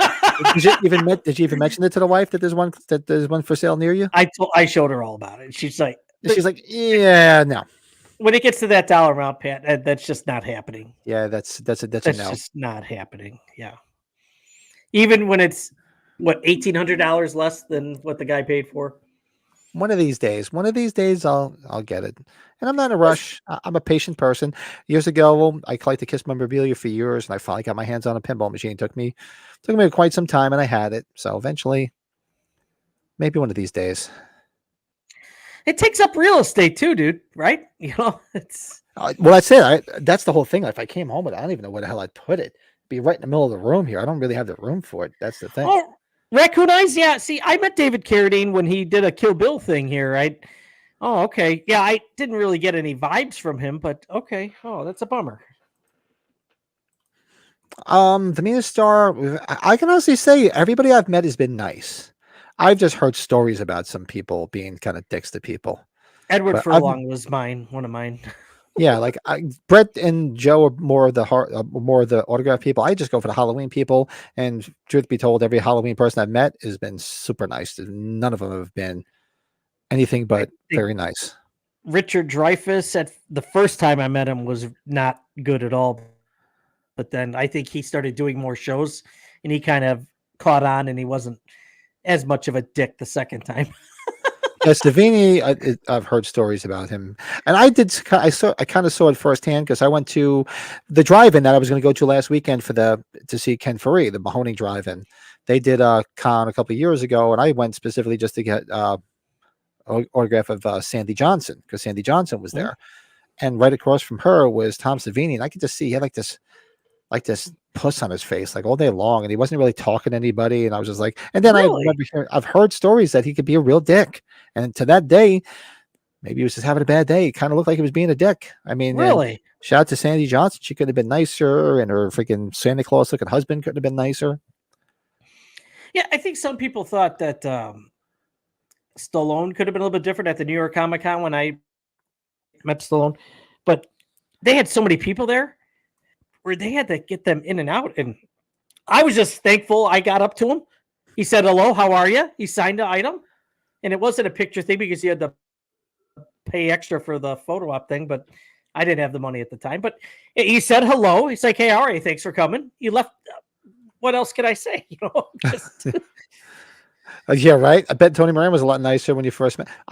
People said stories about him kind of being like a little bit of a dick. I met him at a small horror convention in Allentown, Pennsylvania, and he was nice as hell. He could have been nicer to me. It was him, and right next to him was Felissa Rose, and he was nice. And she's always a sweetheart, even if you're not getting anything from her as far as signatures. If you just pass by, she'll talk to anybody. She's a sweetheart. yeah. But Tony Moran was fine. He was fine with me. Now, if I saw him at a convention, I walk up to him and be like, "Hey, guess who I am? Remember me?" Hi, Reverend. How are you? It's like, do you remember me? That's it. That's a con right there. Yeah. Yeah, but That'd be most an people are interesting all really conversation. gracious. Like yeah, Matt Russell was bringing up like PJ's just awesome. I'll tell you, James Hugh Courtney. Even if you don't like the new Halloween movies that came out, the trilogy, he is He's one of the so best. cool. Nice So guy. cool. So cool. And we know the Dick Warlocks of the world's great. Don Shanks, great laid back dude. And Nick's Motherfuckers. cool. Yeah, everybody. Robert England, you could take like 20 minutes to talk to him. That's why a lot of people don't get his autograph. Yeah, I've just heard people tell me about certain people are just not nice. And Savini was one of the ones that was in that. I mean, if you had good experiences with him, that's great. I don't wish bad experiences on people. And people can say what they want about Tony Moran, but when I met him, super nice. I think sometimes it's a matter of the situation. Like, well, you know, when I went to go get the other dog when I was at Steel City Con December, that was Alec Baldwin's first convention at the Steel City Con. And I think we know why he was being extra nice, probably. I think that was for certain reasons. But regardless, he was super cool. Made fun of me, but that was all right. Alan said I met some dickheads during my music promotion days. Got some stories I could tell. Bands demanding stupid shit with egos the size of Texas. Met some great. Oh yeah, there's always people that got egos. Matt says Reggie Bannister is one of the best I ever met. My dad and I ran into him twice in the elevator, and he said, "We got to stop me like this." Yeah, yeah. I mean, fortunately, like I said, the only people I really bother with is people from Halloween, and never had a bad experience. Everything's been good, but I've just heard other people tell stories about. You know, you said like Richard Dreyfuss was one. I've heard people say Savini's one. There's just a few people out there, Yeah. and maybe they just have a bad day. Maybe they're just not. They just have. Who knows? Maybe not feeling well. You have to chalk it up to that, but who knows? What's his name? Ken Foray. I thought he was going to kill Joe at age 45. Where's Joe? I thought we are supposed to be going to dinner. Oh, Joe was Ken like, Furry was pissed. Joe, he's looking for you. Joe, and then he showed up quick. It was great. He was so much fun. I'm so pissed I missed him last weekend. That really sucks. Who else brought that up? Who's like people that you really thought were going to be dicks that were the opposite? Like Steven Dorff, you know, the actor Steven Dorff. Mm-hmm. He comes off like you would look like a dick. Sweetest guy in the world. He was awesome. Had a great time talking to him. Trying to think. I'm sure there's a handful of those. Who was that? Who I thought would come off like a dick? I remember when I went to get an autograph of I forget his name now, but he was the soup Nazi on Seinfeld, and I bought a shirt because Terrence loved the soup Oh Nazi, yeah, so I bought he's the been in a lot shirt of shows. and I had him sign it, and I'm like, he always plays a character for Dick, and he kind of had this like pissed off look on his face, and then he started talking, and he was like the nicest guy ever. Oh, because you're a Seinfeld guy, I'm about to ask you this. So Jason Alexander is going to be here. They're honoring Harry Carey. There's some sentimental thing with Harry Carey. I'm guessing they have him there because on Seinfeld he worked for the Yankees, right? I'd assume there was probably something there. Didn't he work for the Yankees on the show? Or he had something with Harry Carey. Yeah. Was it? I'm trying to remember. No, I'm drawing a talking blank. Jason Alexander though. On Seinfeld he worked for the Yankees, right? He worked for the Yankees. Yeah, he worked for the Yankees. Okay, I'm just wondering if they're getting people that they're having a whole bunch of celebrities that maybe worked on a show or movies that were related to baseball because Oh, gotcha. he's going to be there to honor Harry Carey. He's one of the people. So Yeah, George also gave hitting tips to Jeter. Yeah. Oh, Costanza, that's right. Eichmann says Savini was nice to her ex, and when he was getting his autograph, I mentioned that I ran out of money on Kane Hodder, so Tom handed me a silver mask pendant and said, "Oh wow, that was pretty cool. That was nice." Plus, you know what? You bring kids. Like when I used to bring Terrence to like Chiller Theater or like the Kiss conventions, you bring a kid, it's like having a puppy. There's people are so nice to you. They give you free shit. They'll sign things for free for your kids. They get the biggest kick out of kids being there. So my son, I used to bring him to everything, and I'd get free shit, and everybody be super nice. Yeah, I think what was that last year when I brought Taylor to Days of the Dead, William Cott, who we were just talking about. Yeah, he signed an extra item. I didn't expect that. And Nancy Loomis is like, "Is your dad showing you this movie?" He's like, "No, but I've seen enough of it." Like, that's oh, nice. Shit. We don't talk about the people in the past, like George Romero, who did a lot of conventions. Sweetheart of a guy. He was the hotel that they had the Fangoria show. He was waiting to get a pack of Pall Mall cigarettes, and I was in front of him. I needed a bottle of water, and the person in front of me was taking forever. And I saw him behind me. I'm like, oh, I knew he had to get to a sign because that's where I was going. I'm like, here, Mr. Romero, I'll let you go. He's like, oh, thank you. Yeah, you probably know I got to get somewhere. So you just remember those things. Pall Mall cigarettes, though. Oh, God, that's bringing me back, isn't that, Pat? That's what my dad used to smoke. Pall Mall Reds. So I died of a heart attack. Rob didn't pull the trigger on the Atari 2600, but somebody else did. Right, I guess Rob wasn't here at the beginning of the show. Yeah, he wasn't, I guess, huh? Guess who bought it, Rob? Go ahead, Joe. Go ahead while I pour myself a beer. Rob, start guessing. You have it handy? Yeah. Well. Guess Rob, who? you're not here. There it is. Yes, I have a box coming for it, too. Yes, indeedy. Pat's like, just show it. Just Ask him for the money, Eddie. You sure as hell can't take a hint. Yeah, that's right. Aunt Edna. Oh, good Lord. Uh-oh. He's asking. Yep, there it is. But one went off for, what did it go off for? The last one before that in March. It was like $2,800. That's about the going rate, right? Or no, that's overly priced, would you say? Without a box? No, that's pretty much with the average. box. With the box? No, that's not too bad, depending on what the box looks like. There's another one that was up there which was just the cartridge and the manual like you, and it was an auction. I think it was up to like $1,000, and it was still going. Thanks, Rob. Yeah, I just I heard about that one. I saw a commercial for Halloween phone. Yeah, there's a game. What's the phone game? I have it on my phone. It's kind of like I don't even play. To be honest, I'm not a game guy. It's kind of like the candy game. It's like that. Yeah, I was playing it for a bit, but then I got stuck on level 29 or something like that. It's what the hell is it called? I have it on my phone. I'm not a gamer, so I forgot it was even here. Halloween. I don't know if it's called anything. Yeah. Continue offline. Yeah. See, that's the game right there. Halloween. Yep, that's it. We played. It's good. I should play it, I guess, but I'm just now I forget because I'm just not a gamer. Yeah. So Rob, I just have a reprinted box coming for now. That's Later, the Matt. direction. Matt, thanks, bud. Good talking to you. Matt sent something here. You get a chance to share this link. the Oh yeah, weekend? definitely. Yeah. We'll share with the I'm going to share this. So Matt, if you guys are familiar with Matt Russell, he's the director. He directed the Halloween 2 board game commercial, and our good buddy Lito, who's usually in the chat, must be busy, played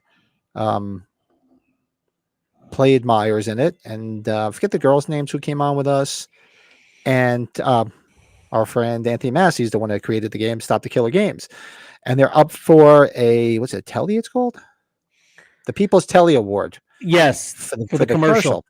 Yes. So I'm going to put the link in the chat, and you can go vote. And they're great guys, so do us a favor and take a minute and go vote. Yeah, very supportive of the show, and we got to know them from them doing the board game, and I guess I'll just be biased because they're all from this area too. They live out there, so they're all from the Chicago area. So, but regardless of that, they did a hell of a job with the commercial and the board game. Tony Massey too. Should throw his name out there. He was obviously the guy backing it, and everybody that I've talked to that have played this game and the Tots game, the Halloween 2 game blows it away. It's much easier to play, more fun. It seems like you have to go through a lot more hurdles than that Trick or Treat Studios game, so I don't think I'll ever touch it. Yeah, it's a pain in the neck. But yeah, go vote for them. So we'll be talking about here. One of the friendliest guys I ever met was Jerry Only from the Misfits. Yeah, I'll tell you a story about him in a minute. I think I did tell this story, but I'll tell it again. Met him about 5 times over the years. Super friendly. Clutch are real nice guys too. Put them on a couple times. So Jerry Only from the Misfits, a friend of mine that lives up here in Pennsylvania, took his daughter. His daughter likes Misfits and she likes heavy music. They went to a Misfits show, and they somehow, I don't know if they got backstage or whatever, they got to a conversation with Jerry Only, and he's like, "Oh, my daughter's birthday is coming up this weekend," and they were just chatting away. He's like, "Oh man, how cool would it be if you showed up and at my daughter's birthday? Everybody would get the biggest kick out of it," just jokingly. And you know what he did? He showed up at his daughter's birthday party with a big box, giving Misfits t-shirts, and was giving t-shirts out to everybody. That just goes to show what a good guy he is. I didn't know this until because we got invited to the party, and I see this guy, and I'm like John. He's like. Is that Jerry Only for the Misfits?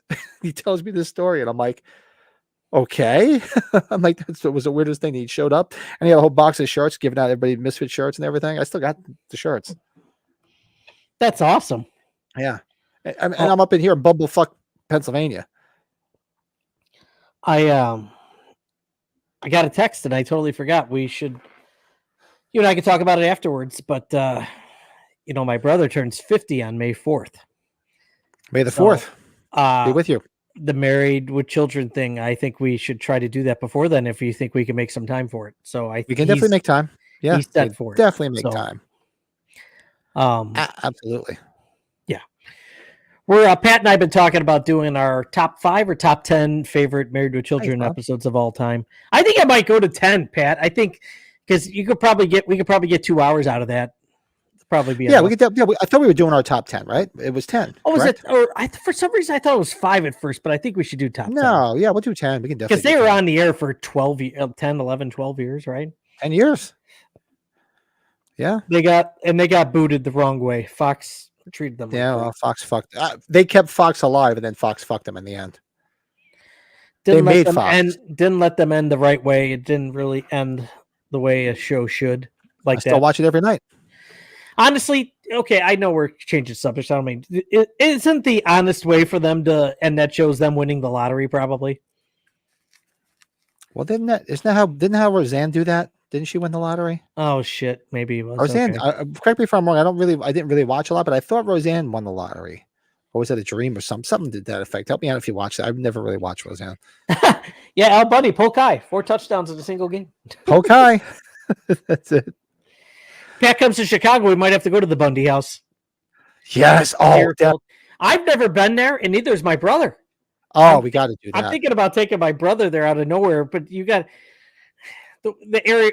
I guess it's kind of like you're heading towards Milwaukee. It's a northern suburb, so Oh, Wisconsin.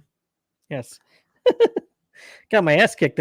Hey, speaking of that, so Darren, I told you Darren Sands. I don't know. Yeah, I don't think Frank's in the chat, but I think Frank's gone. Yeah.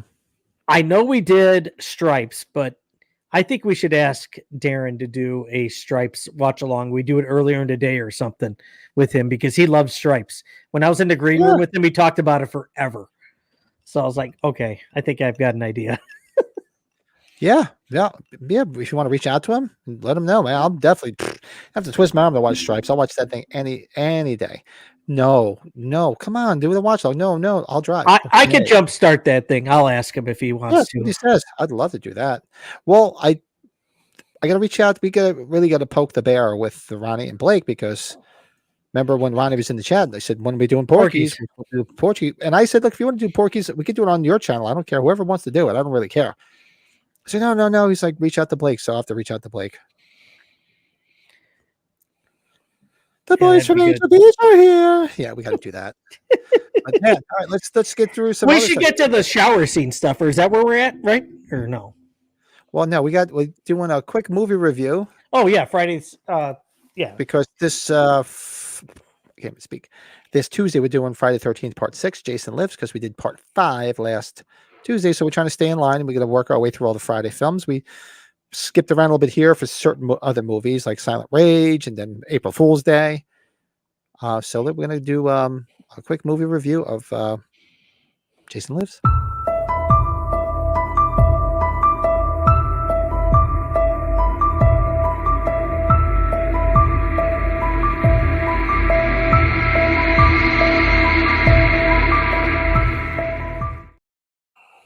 Yeah, all right. Now, this movie holds a lot of nostalgia for me because I think I've told the story. In 1986, when this came out, I worked in a Lowe's cinema. It was my first job, actually my second job. I worked at McDonald's for like 2 weeks and then realized what a shit job it was and quit. So technically, my second job was actually, truth be told, I hated the McDonald's job, and I had also applied at the movie theater. And then they called after I took the McDonald's job. I was like, fuck McDonald's. And I went and worked at the theater. Not to mention it was down the block from my house, so I could just ride my bike back and forth. Mm-hmm. And I remember working the box office that night, selling tickets when it opened that Friday night. And all my friends were coming because I was a freshman in high school. All my friends were coming in like, hey, what's up, Pat? And everybody's watching the movie. Like, did you see it? I'm like, no, I'm hoping to see it tonight after you guys get the fuck out of here because we'd watch the movies later on at night. Get the fuck out of here. So I got to see it because shout out to this guy, Dave, I think it was Perez was his last name. He was the assistant manager of the theater. We'd close the theater on a Friday or Saturday night and would hang out afterwards and watch the movies. We'd party. We used to play Manhunt in the theaters. It was awesome. He'd get beer for us. So it was just a lot of fun. The thing that came to a crashing halt one night when we were playing Manhunt because we'd turn all the lights out and we'd play, it was a 4-screen theater, but like somebody was running and to avoid getting tagged, they hit the front window and almost went through it and cracked the whole window. We were like, he's like, everybody just get your shit and let's leave. Because this is the day, there was no security cameras back then. There was no security. Screw you guys, I'm going home. So we just left, and the next day the manager comes and like, what happened? We're like, I don't know. It must have happened after we left. But I remember vividly working at the theater, seeing this. I enjoyed it. I was a little thrown off when I first saw Part 5, which has become to be one of my favorites in the franchise because it was a little different. I did like the nudity in it. We did do our review. I do enjoy it. But this was like a true to form comeback because I was a big 2 guy. And this was like a movie that really, I think, they just gave it a big kick in the ass. I mean, it had a great soundtrack from Alice Cooper. So it was playing on MTV. So it was a real good time to see this. And it was a lot of fun. There's some good fun parts in it. There's a cute chick was, what the hell's her name? You like her, the blonde. Oh, yeah. Tommy Jarvis is the girl. Jennifer Cook. Yes. Megan. She's cute as hell in this. And you got wherever the red dot goes, you bang. A lot of great kills, a lot of great scenes. This is probably one of the more memorable. And this tends to land in the people's top 5 when you talk about this in the franchise. So this, I would give this a solid 8 out of 10. Yeah. I think this is probably a lot of people's top 3 of all things. Really, I can't. Yeah. Yeah. I mean, I know certain people put it at the top. It's their favorite. I think you and I talked about this. Like for me, this might have been the first one I saw. Like my older brother, who's not really on social media or on the internet as much, he always likes to know what Pat and Joe and I are going to be talking about, and he'll hop in on a chat every once in a while. And we've been doing the Friday 13th movies the last number of weeks, and he's like, "Do you remember the first one you saw, or the first one I showed you?" And I really think it was this movie, and this is the first one that I got acquainted to Viewer's Choice. You remember Viewer's Choice, Pat, right? Choice. Yes, I do. Pay-per-view, and the promotional, the trailer and everything, you just got hooked on this thing. And this is another one, like, you know what's funny? If you're going to compare a Freddy movie and a Jason movie, I compare this one with the Dream Warriors. For whatever reason, they have nothing to do with it. No, It's just in that time frame. I see that. 2 Yeah. movies. Yeah. Mhm. Okay. It's not, it's that era, I think, is probably why I say that. I think that's why you probably understand what I'm saying. It reeks of the 80s. It has that 80s vibe. Yeah, you got that Doc and you got that Alice Cooper thing going. Mm-hmm. And they both had great MTV videos. Great MTV So videos. Yeah.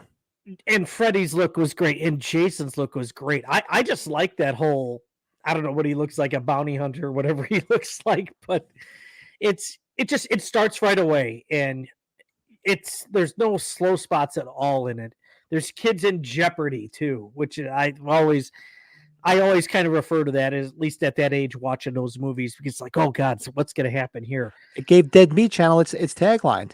So I think we're dead meat. We're dead meat with the freaking He-Man and the He-Man like freaking PJs and shit, right? Yeah. Yeah, and the girls are cute. The guy, and Tom Matthews is a great Tommy Jarvis. Mm-hmm. And what's the CJ Graham? CJ Graham was a great Jason. Great Jason. Yes, he was really good. I love the paintball thing with those the other people that are playing paintball. I think that's just The paintball? Yeah. Yeah. And there's the great Tony Goldwyn in a scene. Like one scene he's in, and he's in the Volkswagen. So much fun. With you and the kills, some of my favorite kills are from this Friday 13th of the whole series. I'm with you. This is a solid 8. The is great. The publicity, the merchandise, the marketing of this film was just perfect. A solid 8. Yeah. Hot blonde driving a Trans Am, put me in coach because I'm ready to roll. You know, God, geez, Ryan, if you want to know how you and I are connected, it's that. Rob says Porky's would be a killer watch long. Hell yeah, Porky. We've been talking about it forever since we first had Blake on. So yeah, we'll have to reach out to Blake and say, Ryan, I hope you like the Bandits car. I love the Trans Am with the T-tops. That's a kid dream car. Fortune now. If you want to get one of those, man, they are worth a fortune. I saw the gold version a couple days ago. Oof. Out on the road. Friday 6 and 4 are always battle for. Yeah, I think I'm with. But that's right. Yeah, well, you don't see. Well, the girl that's riding Travolta's nephew, Tom Fredley. You don't see her. She's got a shirt on, right? Yeah, she got a shirt on when she's riding him. Wait till the end of the song. He's like, God, geez, it's so funny. This is where Bill and I are kind of related here. I'm with Bill. Like, 4 will always be my favorite, but 6 is always going to be number 2 now. This is kind of, good stuff, Bill. 6 and 4 could jog back and forth from my number 2. I'll always have and I like memories for part 2. 2 and 3 are so good. Yeah, like I 2 and 3. 2 and 3 are really almost for me now are becoming like a movie together. It's kind of weird to say that, but they are. Yeah. We need to do a watch along of Police Academy and The Odd Couple. We'd love to do one of the original Out of Towners. Yeah, we did. What did we do on the old podcast? We did Grumpy Old Men. We did Grumpy Old Men. Our old podcast host Michael was a big Grumpy Old Men fan, and I agree with him. That was fun. Love those. Colin, I know Pat wants to do Police Academy, and I'm sure Odd Couple. I'll Yeah. definitely do the Odd Couple, the OG. No You problem want to, there. Pat? Maybe we should do Police Academy after we're back from Chiller a week from Tuesday. Are you okay with that, or We can what do you that. think? Yeah, we can do that next week. Colin, if you want to join in, maybe you want to, if you're available a week from Tuesday, it'd So be fun. many things we have to show you. Yeah. I love Common Atlas Hard. When the best is when he's trying to give the speech and the girl's in the thing giving him a hummer. Yeah. Yep. God freaking unzipping his pants and shit. Oh, that's the best. What's his name? Not George Gaines is GW, but George Gaines, right? Yeah, that's his name. It's George Gaines, I think so. Yeah. He lived to be almost 100. Yeah, he lived. Man, My 13 Part 6 is a classic, great movie. Give it a 7, high score for me on Friday. Yeah. Well, it's yeah. Well, Rob, man. Rob, you're talking to Pat now. Colin's in. They're not Halloweens to us. So Yeah, exactly. So yeah, well, let us know. Let us know what you would give it out of 10 in the chat, and hit us up in the comments below after the fact. Let us know, what do you guys give it, and we'll be watching it on Tuesday night. looking forward to watching that. I'm going to be seeing Abigail with my brother after that. So yeah, I'll be. Yeah, that'll Well, be fun. that's a perfect segue into our next segment of what did we watch. And I didn't really watch too much this week. I was really, really busy, but I did watch a few things. Let's find out what everybody watched.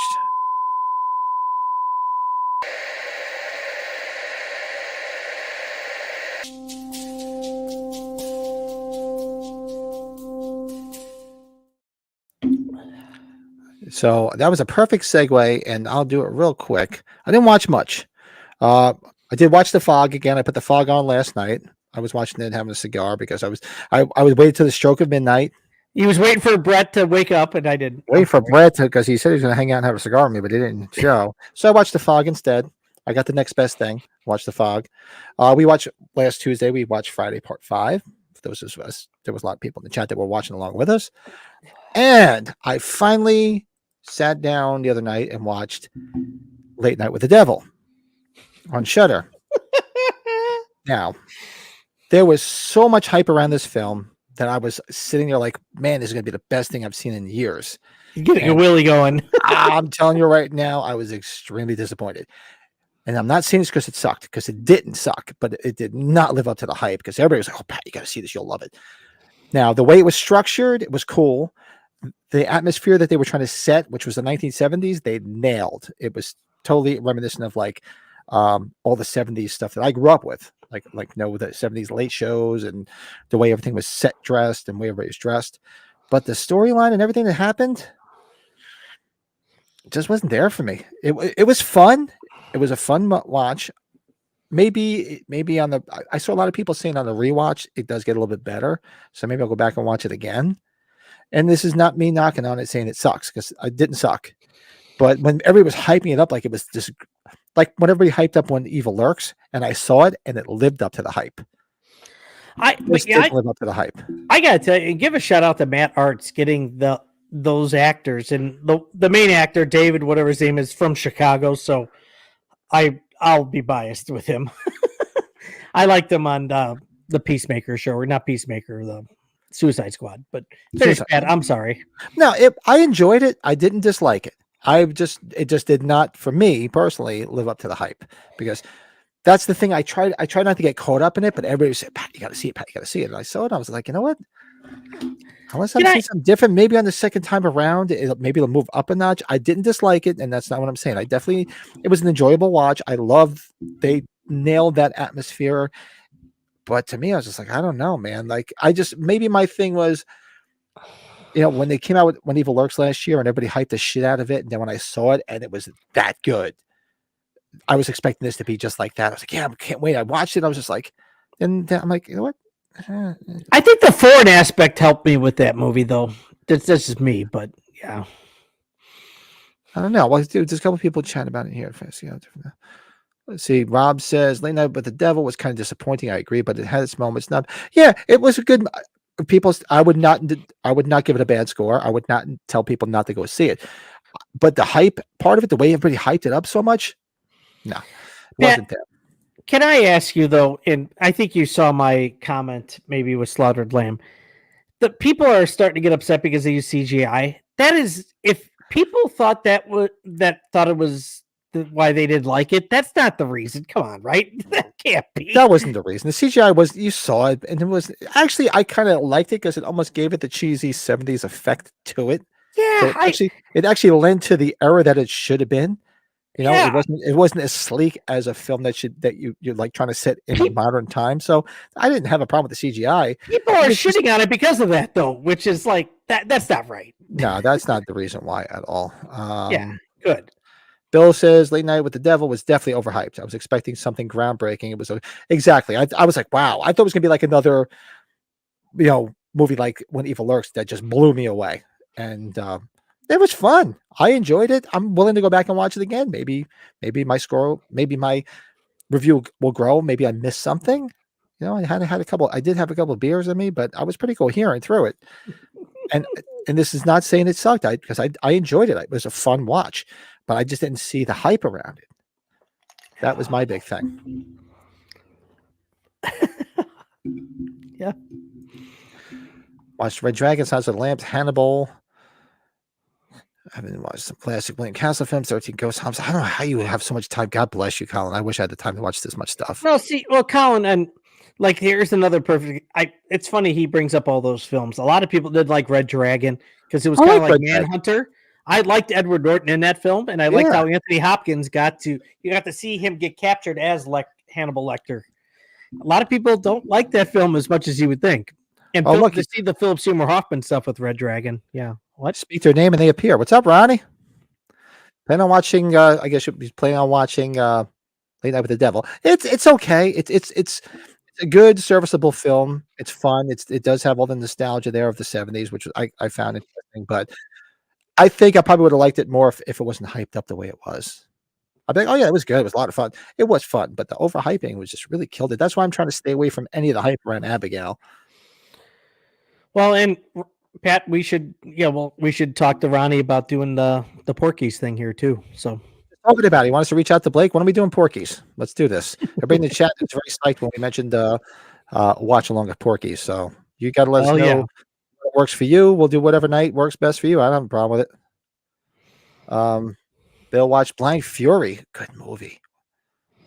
Just before the podcast tonight. Nice. Hadn't seen it in like 30 years. Great film. Wow. Really, really good. Wow. I miss that guy. Awesome. Awesome. What about you, Brady? Because I was too busy. I was pontificating about. I gotta tell you, dude, I watched non-horror stuff with the exception. I tried to get caught up with Chucky. You watched porn, didn't you? Go ahead. Give us the review. That's every week. I'm not gonna tell you that. Well, we'll do our reviews of that after this. You know what I watched because it lost its ass at the box office, but Apple supposedly bought it for like a couple $100 million, which seems odd. You heard about this movie Argyle with Henry Cavill and Opie's daughter? Whatever her name is, Bryce Dallas. I don't know what her Bryce name Dallas Howard. Yeah, But I heard about it. I heard it was okay from people. I didn't see it. I liked it. We watched it on Apple TV. I thought it was fun as hell, and it was supposed to be a trilogy. It's the same guy that did the Kingsman movies. But you got great people in this. Sam Rockwell, who I'll watch. I love watch Sam Rockwell. anything with Sam Rockwell. Samuel L. Jackson's got something in, but Bryan Cranston, come on. Bryan Cranston's in it. Every time I see Sam Rockwell, I still see him in that Clown House movie. Oh, yeah. But he was the Gong Show host, right? That was that movie. He was what the hell was the movie about? About what the hell is his name from the Gong Show? Barris. The host. That's all I know. And he was a CIA I used to watch agent the or Gong Show whatever. as a kid. My dad loved the Gong Show. We used to watch it all the time. But the Unknown Comic. Yep. And me and Gene the Dancing Machine. Did you see Seven Billboards? The Francis McDormand movie and Woody Harrelson and Sam Rockwell that was up for awards. That was Sam Rockwell's in that. He was very good in that.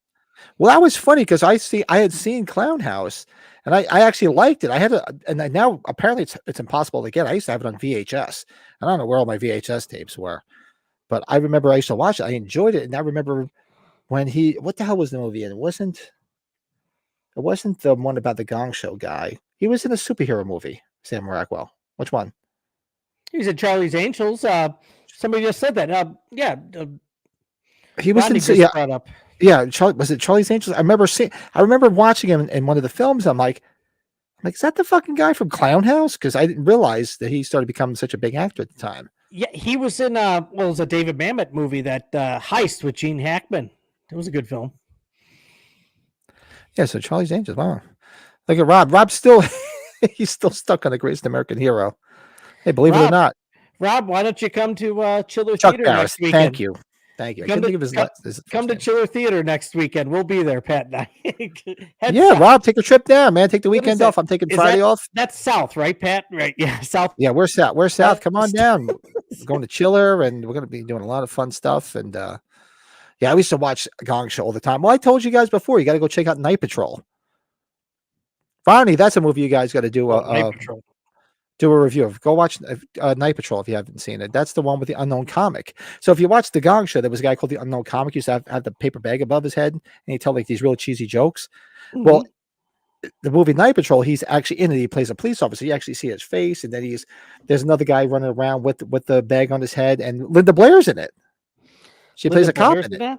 Yeah. God, that's different, right? Oh, Night Patrol is right up your alley, Ronnie. Go watch it. Night Patrol. It's like it's almost like what the fuck is it?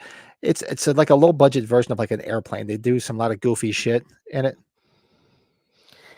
How did Sam Rockwell not do a movie with Tarantino? He seems like he'd be a Tarantino guy, right? Like I could just see him. I can see him. Oh, I can so see him in a Tarantino film. Maybe I'm missing that. I'm gonna look at his filmography unless I missed something here. I forgot of course I started pontificating again. That's my word this week. Pontificating. Well, any other movies? Any other things? Any other stuff you watched? It's an animated movie where Sam Rockwell's the voice. There's a animated DreamWorks picture called Bad Guys. Have you heard about the Bad Guys? No. It's a whole bunch of different animals that are thieves. Oh God. Yeah, without kids. It's like Ocean's 11 with like a whole bunch of different animals, and Sam Rockwell's the main one. Sorry. Is it for kids? Yeah, it's a kid's film. Yeah, most of the stuff that's out there for kids these days. Now with the kids older, I usually don't even see a lot of that stuff anymore. Oh wow! But hey, did you see Three Billboards? Nick, Oh, did you see that film? No, I didn't see it. I know of it. I gotta. Oh, hey Nick. I meant that I watched your stream the other night. I didn't watch it live. I was busy, but I watched it after the fact. The assholes, right? I saw the assholes one. That was a lot of fun because I saw of course he had on his screenshot Bradford English. So Bradford it's like, English, of course. Yeah, it's like John Strode. You and right away. I got news for you, Missy. We were doing just fine. You came back. You showed up on our doorstep. You and that little bastard of yours. Keep the brewers going, Nick. They're good. Keep it going. Council's been good. Bill says, I've been walking around the house singing Killer Clowns do from outer space. Rob says, I'm done working. June 1st, I'm selling 51 Sisters. So, look at you. So then we're going to get you out. So we're going to get to see you, son of a bitch. You're going to retire. Yeah. Okay. Yeah, I was pissed because I set the notification and I was in the middle of something. I wasn't able to watch them live, so I watched them after the fact. It was nice to see you because you disappeared for a little bit. Nick's and all the good names are taken. I didn't have the notifications for when they go live on mine. I just changed it this past week. So you didn't do it. Get out. Yeah, I'm done. That's it. We're over. Go fuck yourself. Get out. So first thing, you're taking the wife to Turks and Caicos for a couple of weeks and all things. Yeah, man. Good for you. That's awesome, Rob. Awesome. So yeah, let us know. Keep throwing some more in the chat. Let us know after the fact what you guys watched. Are we going to New England to go have a Rob Windsor retirement party? Yeah, if you're gonna have a retirement party, Rob, invite us. I'll drive. I'll drive up. It's only about 3 hours for me, 3.5 hours. So let's do we're going to do our top 5. This was actually harder than I thought. Look at Ronnie's last post. Look at Ronnie's last comment. Oh, I was too busy looking for the intro. Brett, what is the most expensive collectible you own? That's pretty funny after this week, right? Yeah, but you know what? That's a good question. What is the most expensive collectible you own? I mean, mine is probably what you just bought. The Halloween Atari game, maybe. I got to get a cover for it. Dangerous. Thanks. Don't worry, Ronnie. The wife is pissed. They're always pissed. They're always pissed. They're always fucking pissed for some reason or not. I mean, it's just my wife was yelling at me right before I came down here. But that's a different story. So let's do our top 5 for this week, which is our top 5. How did I phrase it? Top 5 shower kills in horror, Thanks, which Rob. was a lot harder than I thought.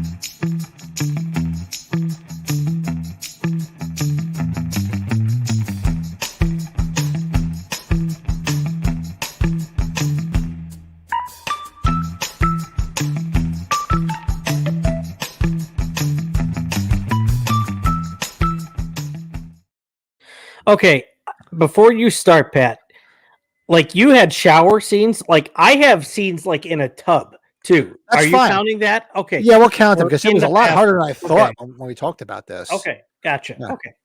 So this week we're doing our top 5 shower kills in horror. It could be kills in the bathroom, kills in the tub, because it was a lot harder than I thought it was going to be. When I knew 2 right off the top of my head, but then the other 3, I'm like, oh shit. Then when I researched them, they were movies I hadn't seen in years. So I did go watch those specific scenes, and I'm like, oh yeah, I did forget about this. Yeah. So Got it. Blake, you took one from my list. So it's on my list. I know exactly what you're talking about. That's what's his name? Doug. Doug's That's my on my number list. 2. So now, if you remember this movie, I always remember this movie from, it used to be on Cinemax late at night on Friday nights with shit. The hell was Ron Howard's brother? Clint Howard. Evil Speak. Remember the movie Evil Speak? Oh yeah, Evil Speak. Richard yeah. Mole was in it too. Bill Bull was in it. Bull from Night Court. Yeah. So Mrs. Freymire, the one cute hot chick, the dark haired chick that gets killed. Remember, she gets attacked and she gets mauled to death. Or actually gets eaten by those wild boars, the big.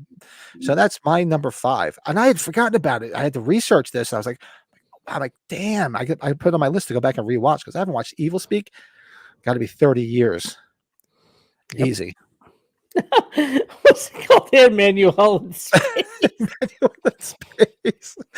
Oh God, Blake, you're too young to remember the Emmanuel movies, man. They used to be on- they Blake's used to be my on age. Cinemax. No. Do you remember the Emmanuel movies? They used to be on Cinemax every Friday night, Friday after dark. How Oh, many God. different Emmanuels were there? There was like It was a shit ton 18 every of week. them. And every Emmanuel, Emmanuel was different. You had a Chinese Emmanuel, you had a black Emmanuel, you had a God, white. there was so many fucking every weekend there was an Emmanuel movie on. It was a new one. Yeah, see, I knew Colin wouldn't remember Evil Speak. Yeah, Attacked by the Boar, the girl in the. I put it on here, man. And I was like, damn, I haven't seen Evil Speak in so long. So that's my number 4. This is Freymire from Evil Speak. That's yours. Okay. I'm going to tell you one because it's just so damn disturbing. I put I Spit on Your Grave, the main rapist, that Jennifer, the girl that got raped. Holy shit! I cuts off completely his forgot genitalia about that. She cuts off his dick. The Yeah, fucking tub. yeah, I forgot about I that. never- That's true. I never watched it again. It's just tough. Yes, I never watched it again. I promise you, I never watched it again. Pat, did you watch that after the first time? Oh, I did, but I would just sit there and like, You I would- know it well. Yeah, you would quench. this was actually suggested by our buddy Travis, who was not in the chat tonight. Yeah, Travis, our skater friend, Travis Mitchell. Yeah. Friday 3 got me with the anticipation of a shower kill, but it was just Andy's. Yeah, that's true, right? That's what they Yeah, built it up Nick, to. You thought they were going to kill you her, but it was thought. just that nitwit walking was on the his big- hands. The big tease. Yep. Yep. Yep.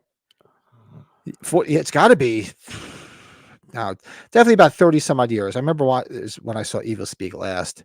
Yeah, just great movie too. I got to go back and watch it. Prowler, yeah. Oh yeah, great scene in the Prowler too. I didn't think of the Prowler. There's somebody from the Prowler who's going to be a chiller next week, right?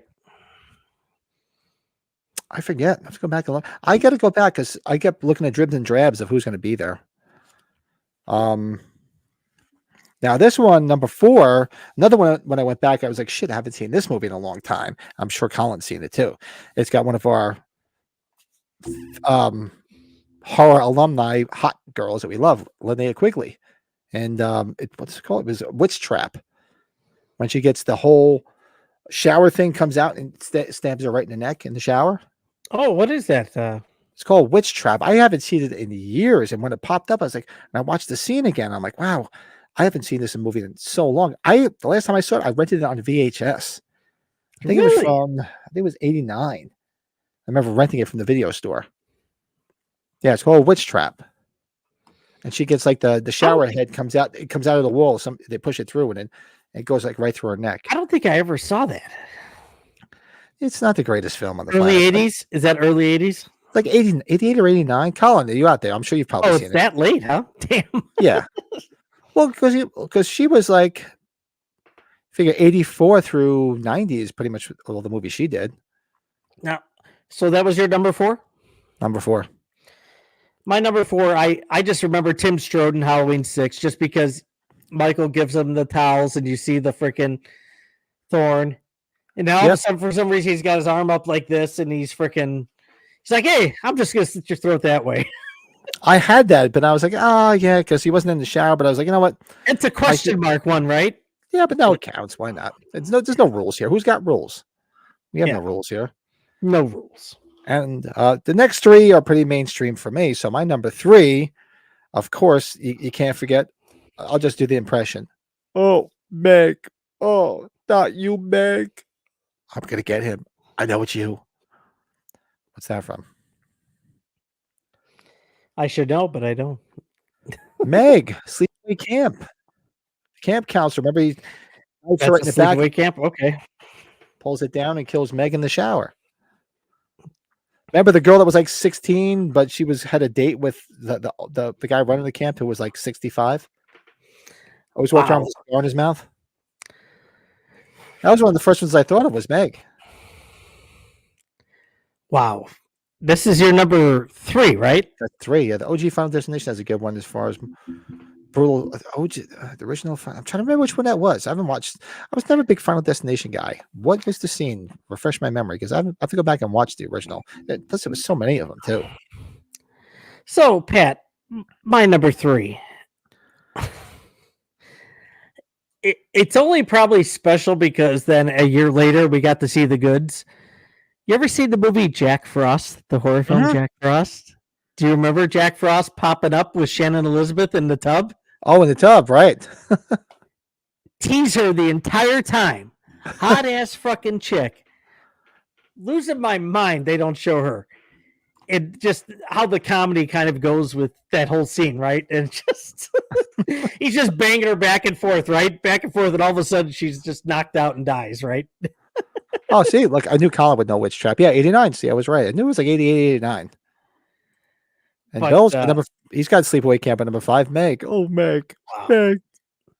But God bless you saw Shannon Elizabeth in American Pie.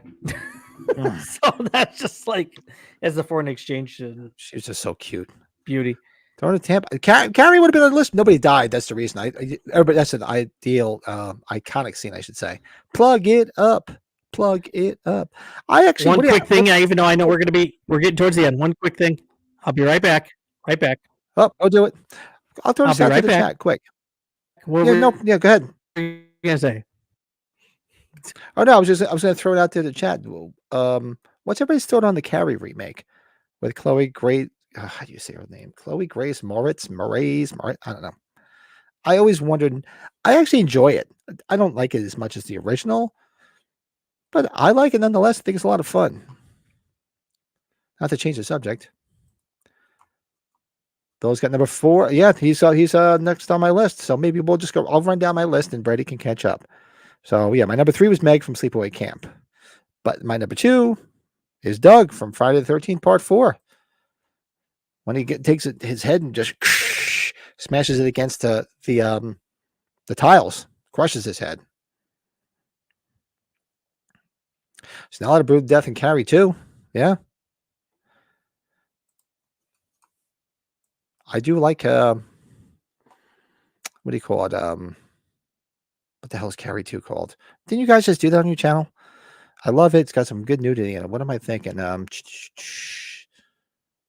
no, that's Prom Night. I'm thinking that's not Carrie. What the hell is Carrie 2? Why am I drawing a blank on Carrie 2? I know I've seen it. I have to think about it. Yeah, but I like the remake.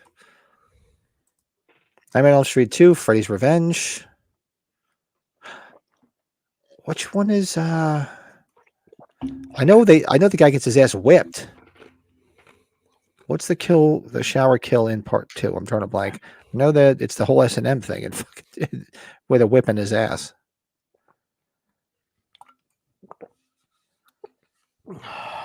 Married to the Rage. That's it. Oh, I gotta go back and rewatch it. I don't remember that. I'm with Hello Mary Lou. Probably. Ooh. One me was in Cronenberg's ship with the turd like alien looking thing crawled up the top of Barbara Steele's front box. Ooh, God, that's a movie I haven't seen in a long time. Shivers. I remember renting that from the video store. as a kid. Freddy's Revenge was such a tough subject for a while. Not anymore, is it, Pat? I'm like, ass whipped. You guys just got your ass whipped by a bunch of goddamn nerds. Nerds! I just know the gym teacher guy he's the guy in Airheads that's running the whole operation with the feds outside. Remember that? Or the squad? Huh? These guys are smarter than I thought. Let's get slashed across the back. Yeah, the coach, Bill. Do you remember the Airheads? I love Airheads. A lot of people don't like Hey, Airheads. Phil the Screams, what's up? Pat, do you like Airheads? Oh, I love Airheads. Hey, Phil the Love that Scream. movie. Lemmy's God. That's right. Lemmy or God, right? Yeah, so I threw my number 2 out there. It was Doug from Friday Part 4. That's my part 2 as well. So that's a sweep for us. Joe, Clean damn sweep. it, wherever you are. Clean sweep, Part 2. Friday 13 Part 4. Doug gets his head crushed against the freaking tiles. I think everybody's number 1 is. I think everybody's number 1 is going to be the same. And if it's not, I don't know what the hell else it could possibly be. But of course, number 1, Miss Janet Leigh in the original Psycho. I mean, come on.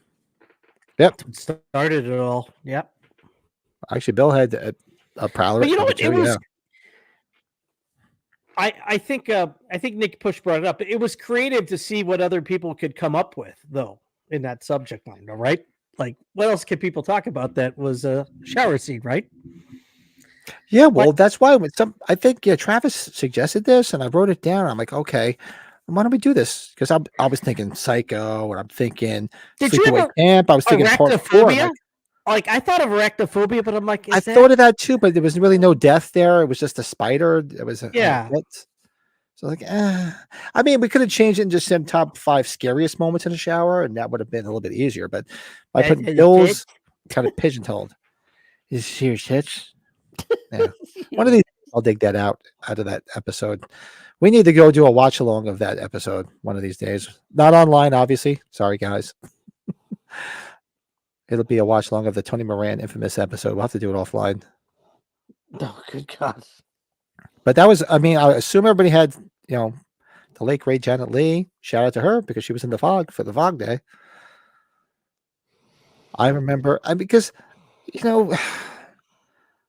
I honestly saw Psycho 2 before I saw Psycho. Did everybody see it in that order? Because I think I saw 2 or 3 before the first one. I think you're yeah, right. just because I knew of the film. They didn't really show it much on TV when I was a kid. And I knew Psycho 2 was coming out. And I had just started to get into horror movies. So I watched it. And honestly, it's a film that's basically, you don't need to watch the first. Because they have the whole exposition at the beginning. You find out what happened to him. You really don't even need to see the first one. Because which was done pretty well. And then I remember going back and watching it. And of course, it's going to be tame by comparison. Because it was done in the 60s. But that scene it's pretty brutal. The way it was shot. I remember my mother, God rest her soul, told me about her and her girlfriends going to see it in the theater, and they had nightmares, and they were scared walking home from the theater. She saw it in the theater when it first came out.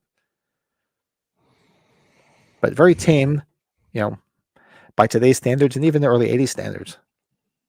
But great, great film.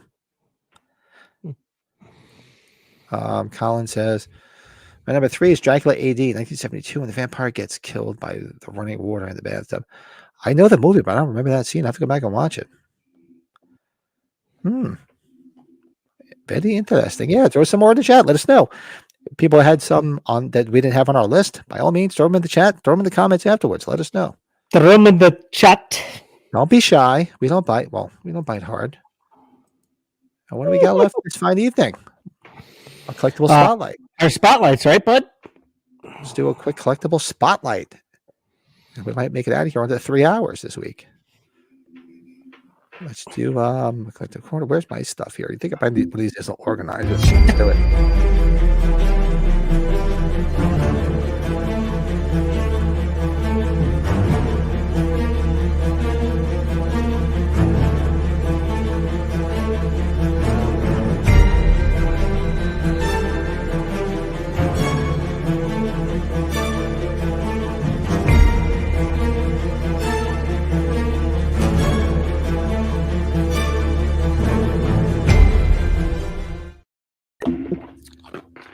Yeah, do a quick collectible spotlight. Maybe get out here at a reasonable hour, and I can actually have a beer and maybe a cigar.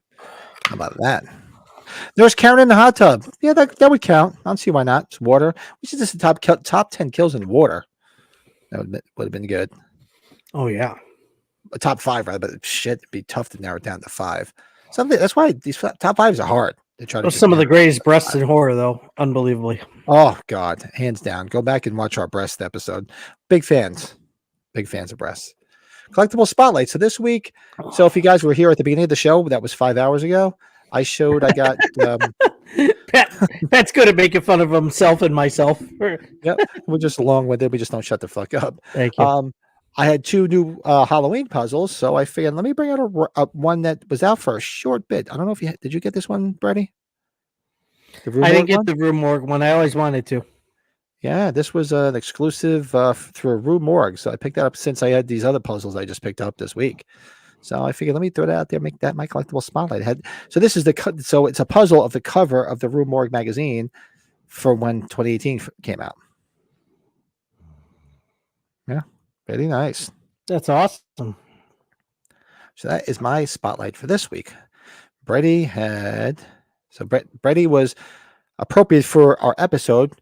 Like I said, 5 hours ago, we started talking about the fog. So look what Brady had there. So is that one of the Australian day bills? Yeah, that is the day bill on the left, and I cut it off. I took that picture. You know what's funny? I put that up like 2 weeks. So Pat, I took that picture like 2 weeks before the pandemic, and that's when I took the picture when I put that up 2 weeks before the pandemic in my office after Carpenter signed it on the bottom. So I should get a better picture for that is my point. But it's in my work office. Then on the right is that UK release of the it's a big box set with that artwork. I love that artwork. That's a really cool cover. Yeah, and then cover. When we did a fog watch along, this is the picture I took when we did a fog watch along. There's a brewery that does the fog IPAs, and they use that same fog font. Do you notice that? Yeah. Yeah. So, and they make some pretty hazy IPAs, so probably stuff that we like, right? So I'm drinking all night long. Yeah. And then my fog DVD, and it's signed by, I think I kept it at Charles Cyphers, John Carpenter, Tom Atkins, and Adrian Barbeau. That's who signed that original DVD. So, well, that's it. Basically, that's all you're gonna get too. Right. Yeah. You figure Janet's gone. Who else is gone? Hal Holbrook's gone. Hal Holbrook's gone. Hal Holbrook was around until recently. He lived a long. He was in his 90s. Right? He was just under 100, wasn't he? Yeah, it was in his 90s. That's what I was like. Yeah. Going back to Dabney Coleman, another great mustache man. I was hoping we could meet him at Chiller. That didn't happen. Nah. I want a hazy fog IPA. Spalding, you'll get nothing like it. Bill, go to your shop in Tinley, dude. They should have some of those fog ones from going Untapped. You'll see they always have a fog beer at the time. So check that out. Are you able to find one before you come? What, the fog beer? Yeah. I might. I guess I would mail that to you though, because I can't carry that on. Yeah, I guess you can. Unless I check my bag. I could always check my bag. Well, don't you check a bag? I was just gonna do a carry-on. You put my carry-on for then how do you bring stuff home? I thought you were bringing shit to sign. I would have thought you had a check. You would have had a check bag. I have my one bag. I can remember I'm there for what, 48 hours? So you're gonna be wearing the same underwear, same clothes, you stinky son of a bitch, aren't you? Stop it. No, I'm not. I can fit that in there. Don't be a dick. Well, you're you're thinking of the posters. The posters are my carry. You have a personal item and a carry-on that you can bring. So, Right. so my personal item is going to be my posters, Pat. If that's what you're asking. Gotcha. Yeah. No, don't worry about it. I thought you were checking a bag because I figured you were bringing stuff to sign and stuff. Like you would have needed more. Well, space. dude, that's where I'm counting you on the. I know you would get cigars. I know you have things in order. So Yeah, I'm going to be because I didn't say anything for your birthday, so I'm going to bring in an assortment of picture postcards from Log Tavern Brewery. I'll have Awesome. cigars, maybe some other fun stuff, and then we'll be partying hard. Well, Nick, you're up north. Nick, we'll have to see each other if you want to see those. Yeah, I kept some of those cans. So yeah, that one's a beaut. That's the one with all the different hops on it. That Fog IPA can. So, Well, between now and then, do me a favor. Go on. Can you see the names of the beers from at Log Tavern online? yes, I can. On Look Untapped. them up. Let me know if what catches your fancy. I'll get a whole Log assortment. Tavern does. Log Tavern keeps up on Untapped, which that's a good brewery right there, Pat. When they do that, in my opinion, that's a good brewery. Yeah. If you see some other, I'll grab an assortment of stuff that you see that catches your eye. Let me know. I'll grab it. Yeah, you look at it with Untapped. It's if you want to have some notoriety for your brewery, people are looking for certain things. That's a good thing to have, right? That's just my. I should go on there, but I don't know if I want to keep track of how much beer I drank.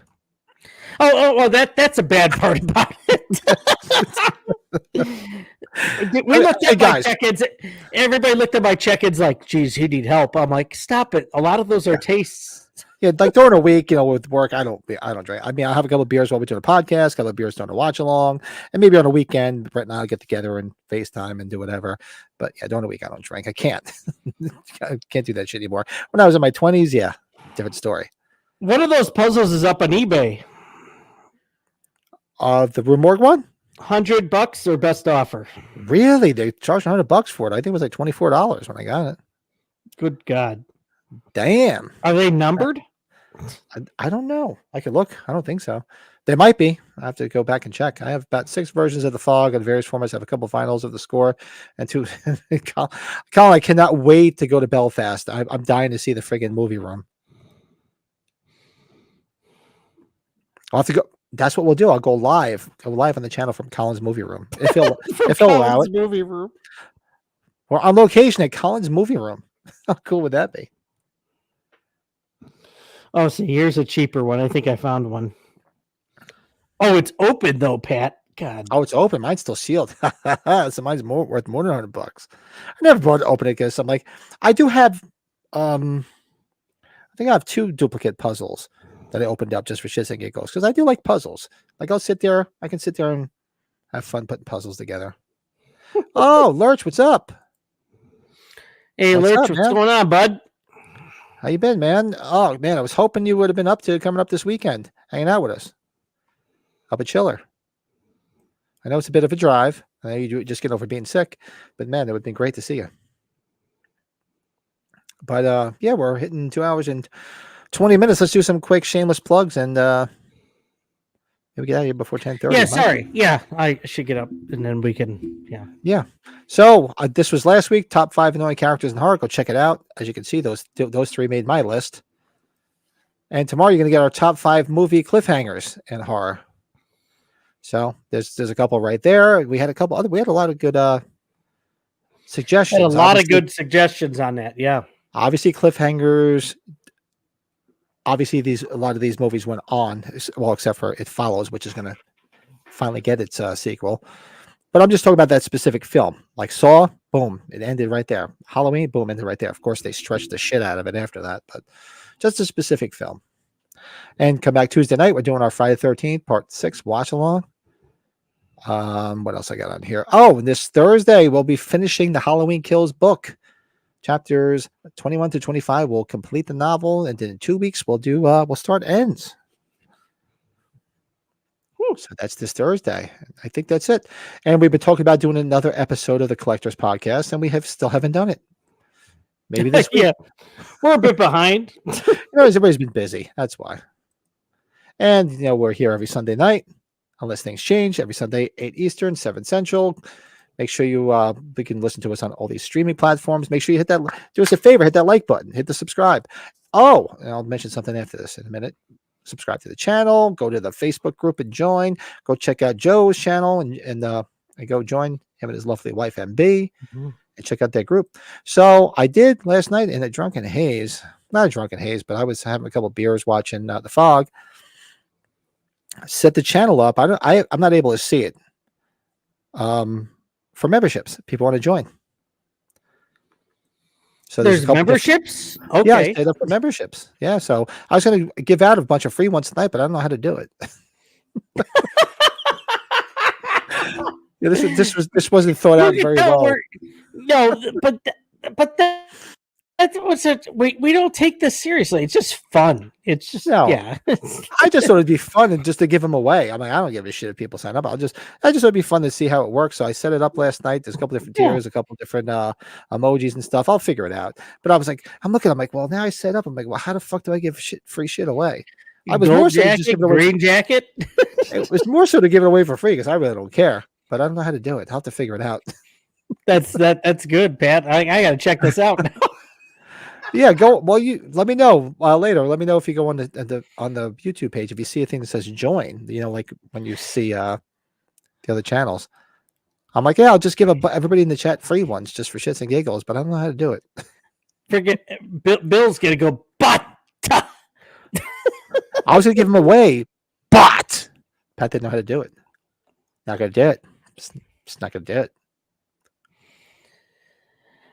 I hope people will check out the Tales from the Dark Side stuff, though. That's kind of it's easy to say it's a passion project, right? It's a passion project. Room of Doom. What's that? The Tales from the Dark Side. It's a passion. Oh project. yeah, we had fun. We had a decent. We had more people chatting with us than I thought we would. So yeah, if you guys are fans of the show, if you're not fans of Tales from the Dark Side, it's so cheap to buy the entire series. Go buy it and join with us. There's so many actors and actresses that appeared in other films, and it's so much fun. They're little short stories. They're just It's a labor of love because we're big fans of the show. It's something fun that we can engage with people, and if we get a lot of people watch it, so be it. You know, we don't. We said we all have day jobs. We're just doing this just to get our rocks off, and we've met so many great people doing it. So that's the plus. Gold jacket, green jacket. Who gives a shit? Yeah. Sorry. Nothing is showing up as of now. Yeah, I don't know. I got to see how I set it all up, and it looked like it was okay, and I'll fuck around with it, and I'll give a bunch of free ones away. I'm not looking for anybody's money. I just thought it'd be fun because you could get like little emojis, and everybody would be green in the chat and all this other funny stuff. Oh, see all the different emojis and shit, right? Yeah. I and you could do your own. So I set up a bunch of different ones. There's like Sackhead Jason. There's Ghost Bob. There's a Silver Shamrock, and all of a sudden you and I are Freddy's on I thought on the Slaughtered Lamb. I thought you and I would be permanent Myers, but that's okay. Yeah, I just thought it'd be fun to see where it goes, and Lurch, that's good. I should do that. We need a Tony Moran emoji. He needs that gray goatee one. Yeah, that's a con right there. Oh yeah, well, this Tales. You got to get some butts in the seat to watch the Tales from the Dark Side. There, yeah, definitely. And this is me right now. He's peacocking. He's peacocking. You know. Yeah, Sean let his dog eat the peacock. Yeah, I don't know. Maybe I did it wrong. It looked like it was all set up. It was approved. Everything went through. Why it didn't show up, I have no idea. But I'll fuck around with it, and it'll be fun. I thought it'll be interesting. And what I like about it is not to, I'm not a big fan of excluding people, but we could do like the members only things. We could do our live chats, do all the fun shit these other freaking podcasts should do. It'll be fun. And I'll throw some extra shit out there. Can I have a blessing of the week, Pat? We don't do blessings of the week. I'm gonna throw one out there. So, the Trick or Treat Studios H45 figure, we got the colored, the green overall one, right? Uh-huh. So, I thought I ordered the blue overall one, right? So I got the green overall one. And if you remember, mine, I got a crease on the one corner of my one I bought at the H45. So I get my new one in. It's got a crease in the same spot. I dropped it down the steps, bringing it into the basement. I remember you telling me you were going to keep it because you had the crease from the one that you bought. So you're like, oh, this is great. I got a mint one. Now you just dropped that one too. Oh, Oh God, I'm sitting here dying. So okay, I'll just show it really quick. So I got the one crease in the corner right there, like the far left where it says "Scream," right? And then it's in the Scream corner again. And you were like, I'll keep it because now it'll replace the other one with the crease, and he did the same damn thing.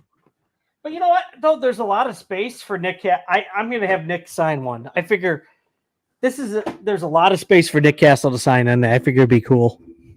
Really, So- Lurch? They were having glue issues on the initial batch of those Tod's figures. Mine peeled. Mine didn't. Mine didn't do that. Oh wow, Lurch, really? Okay. No, I didn't know that. Mine's fine. That sucks. I didn't know Man, that. Lurch, God, you're a good friend. You're making me feel better, at least. I'll have to keep an eye on it. Yeah, Colin, definitely. I Colin, feel better. Colin, have you seen Tales from the Dark Side? Oh, I know you said you're gonna Colin buy would this love thing. it. You would love. It's right up your Colin- alley, man. You would, yeah, Colin, the you'll love short it. story stuff, right? And Yeah.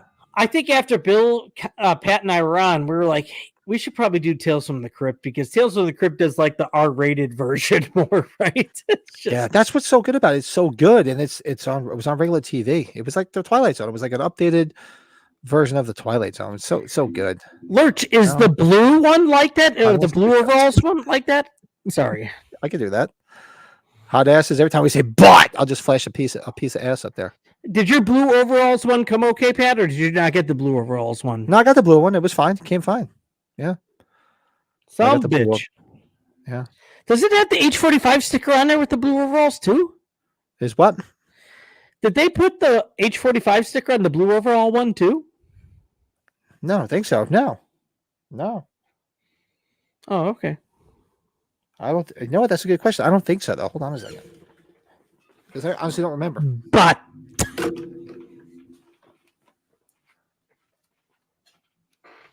gonna have some more Motorhead stuff. Good things. Whew.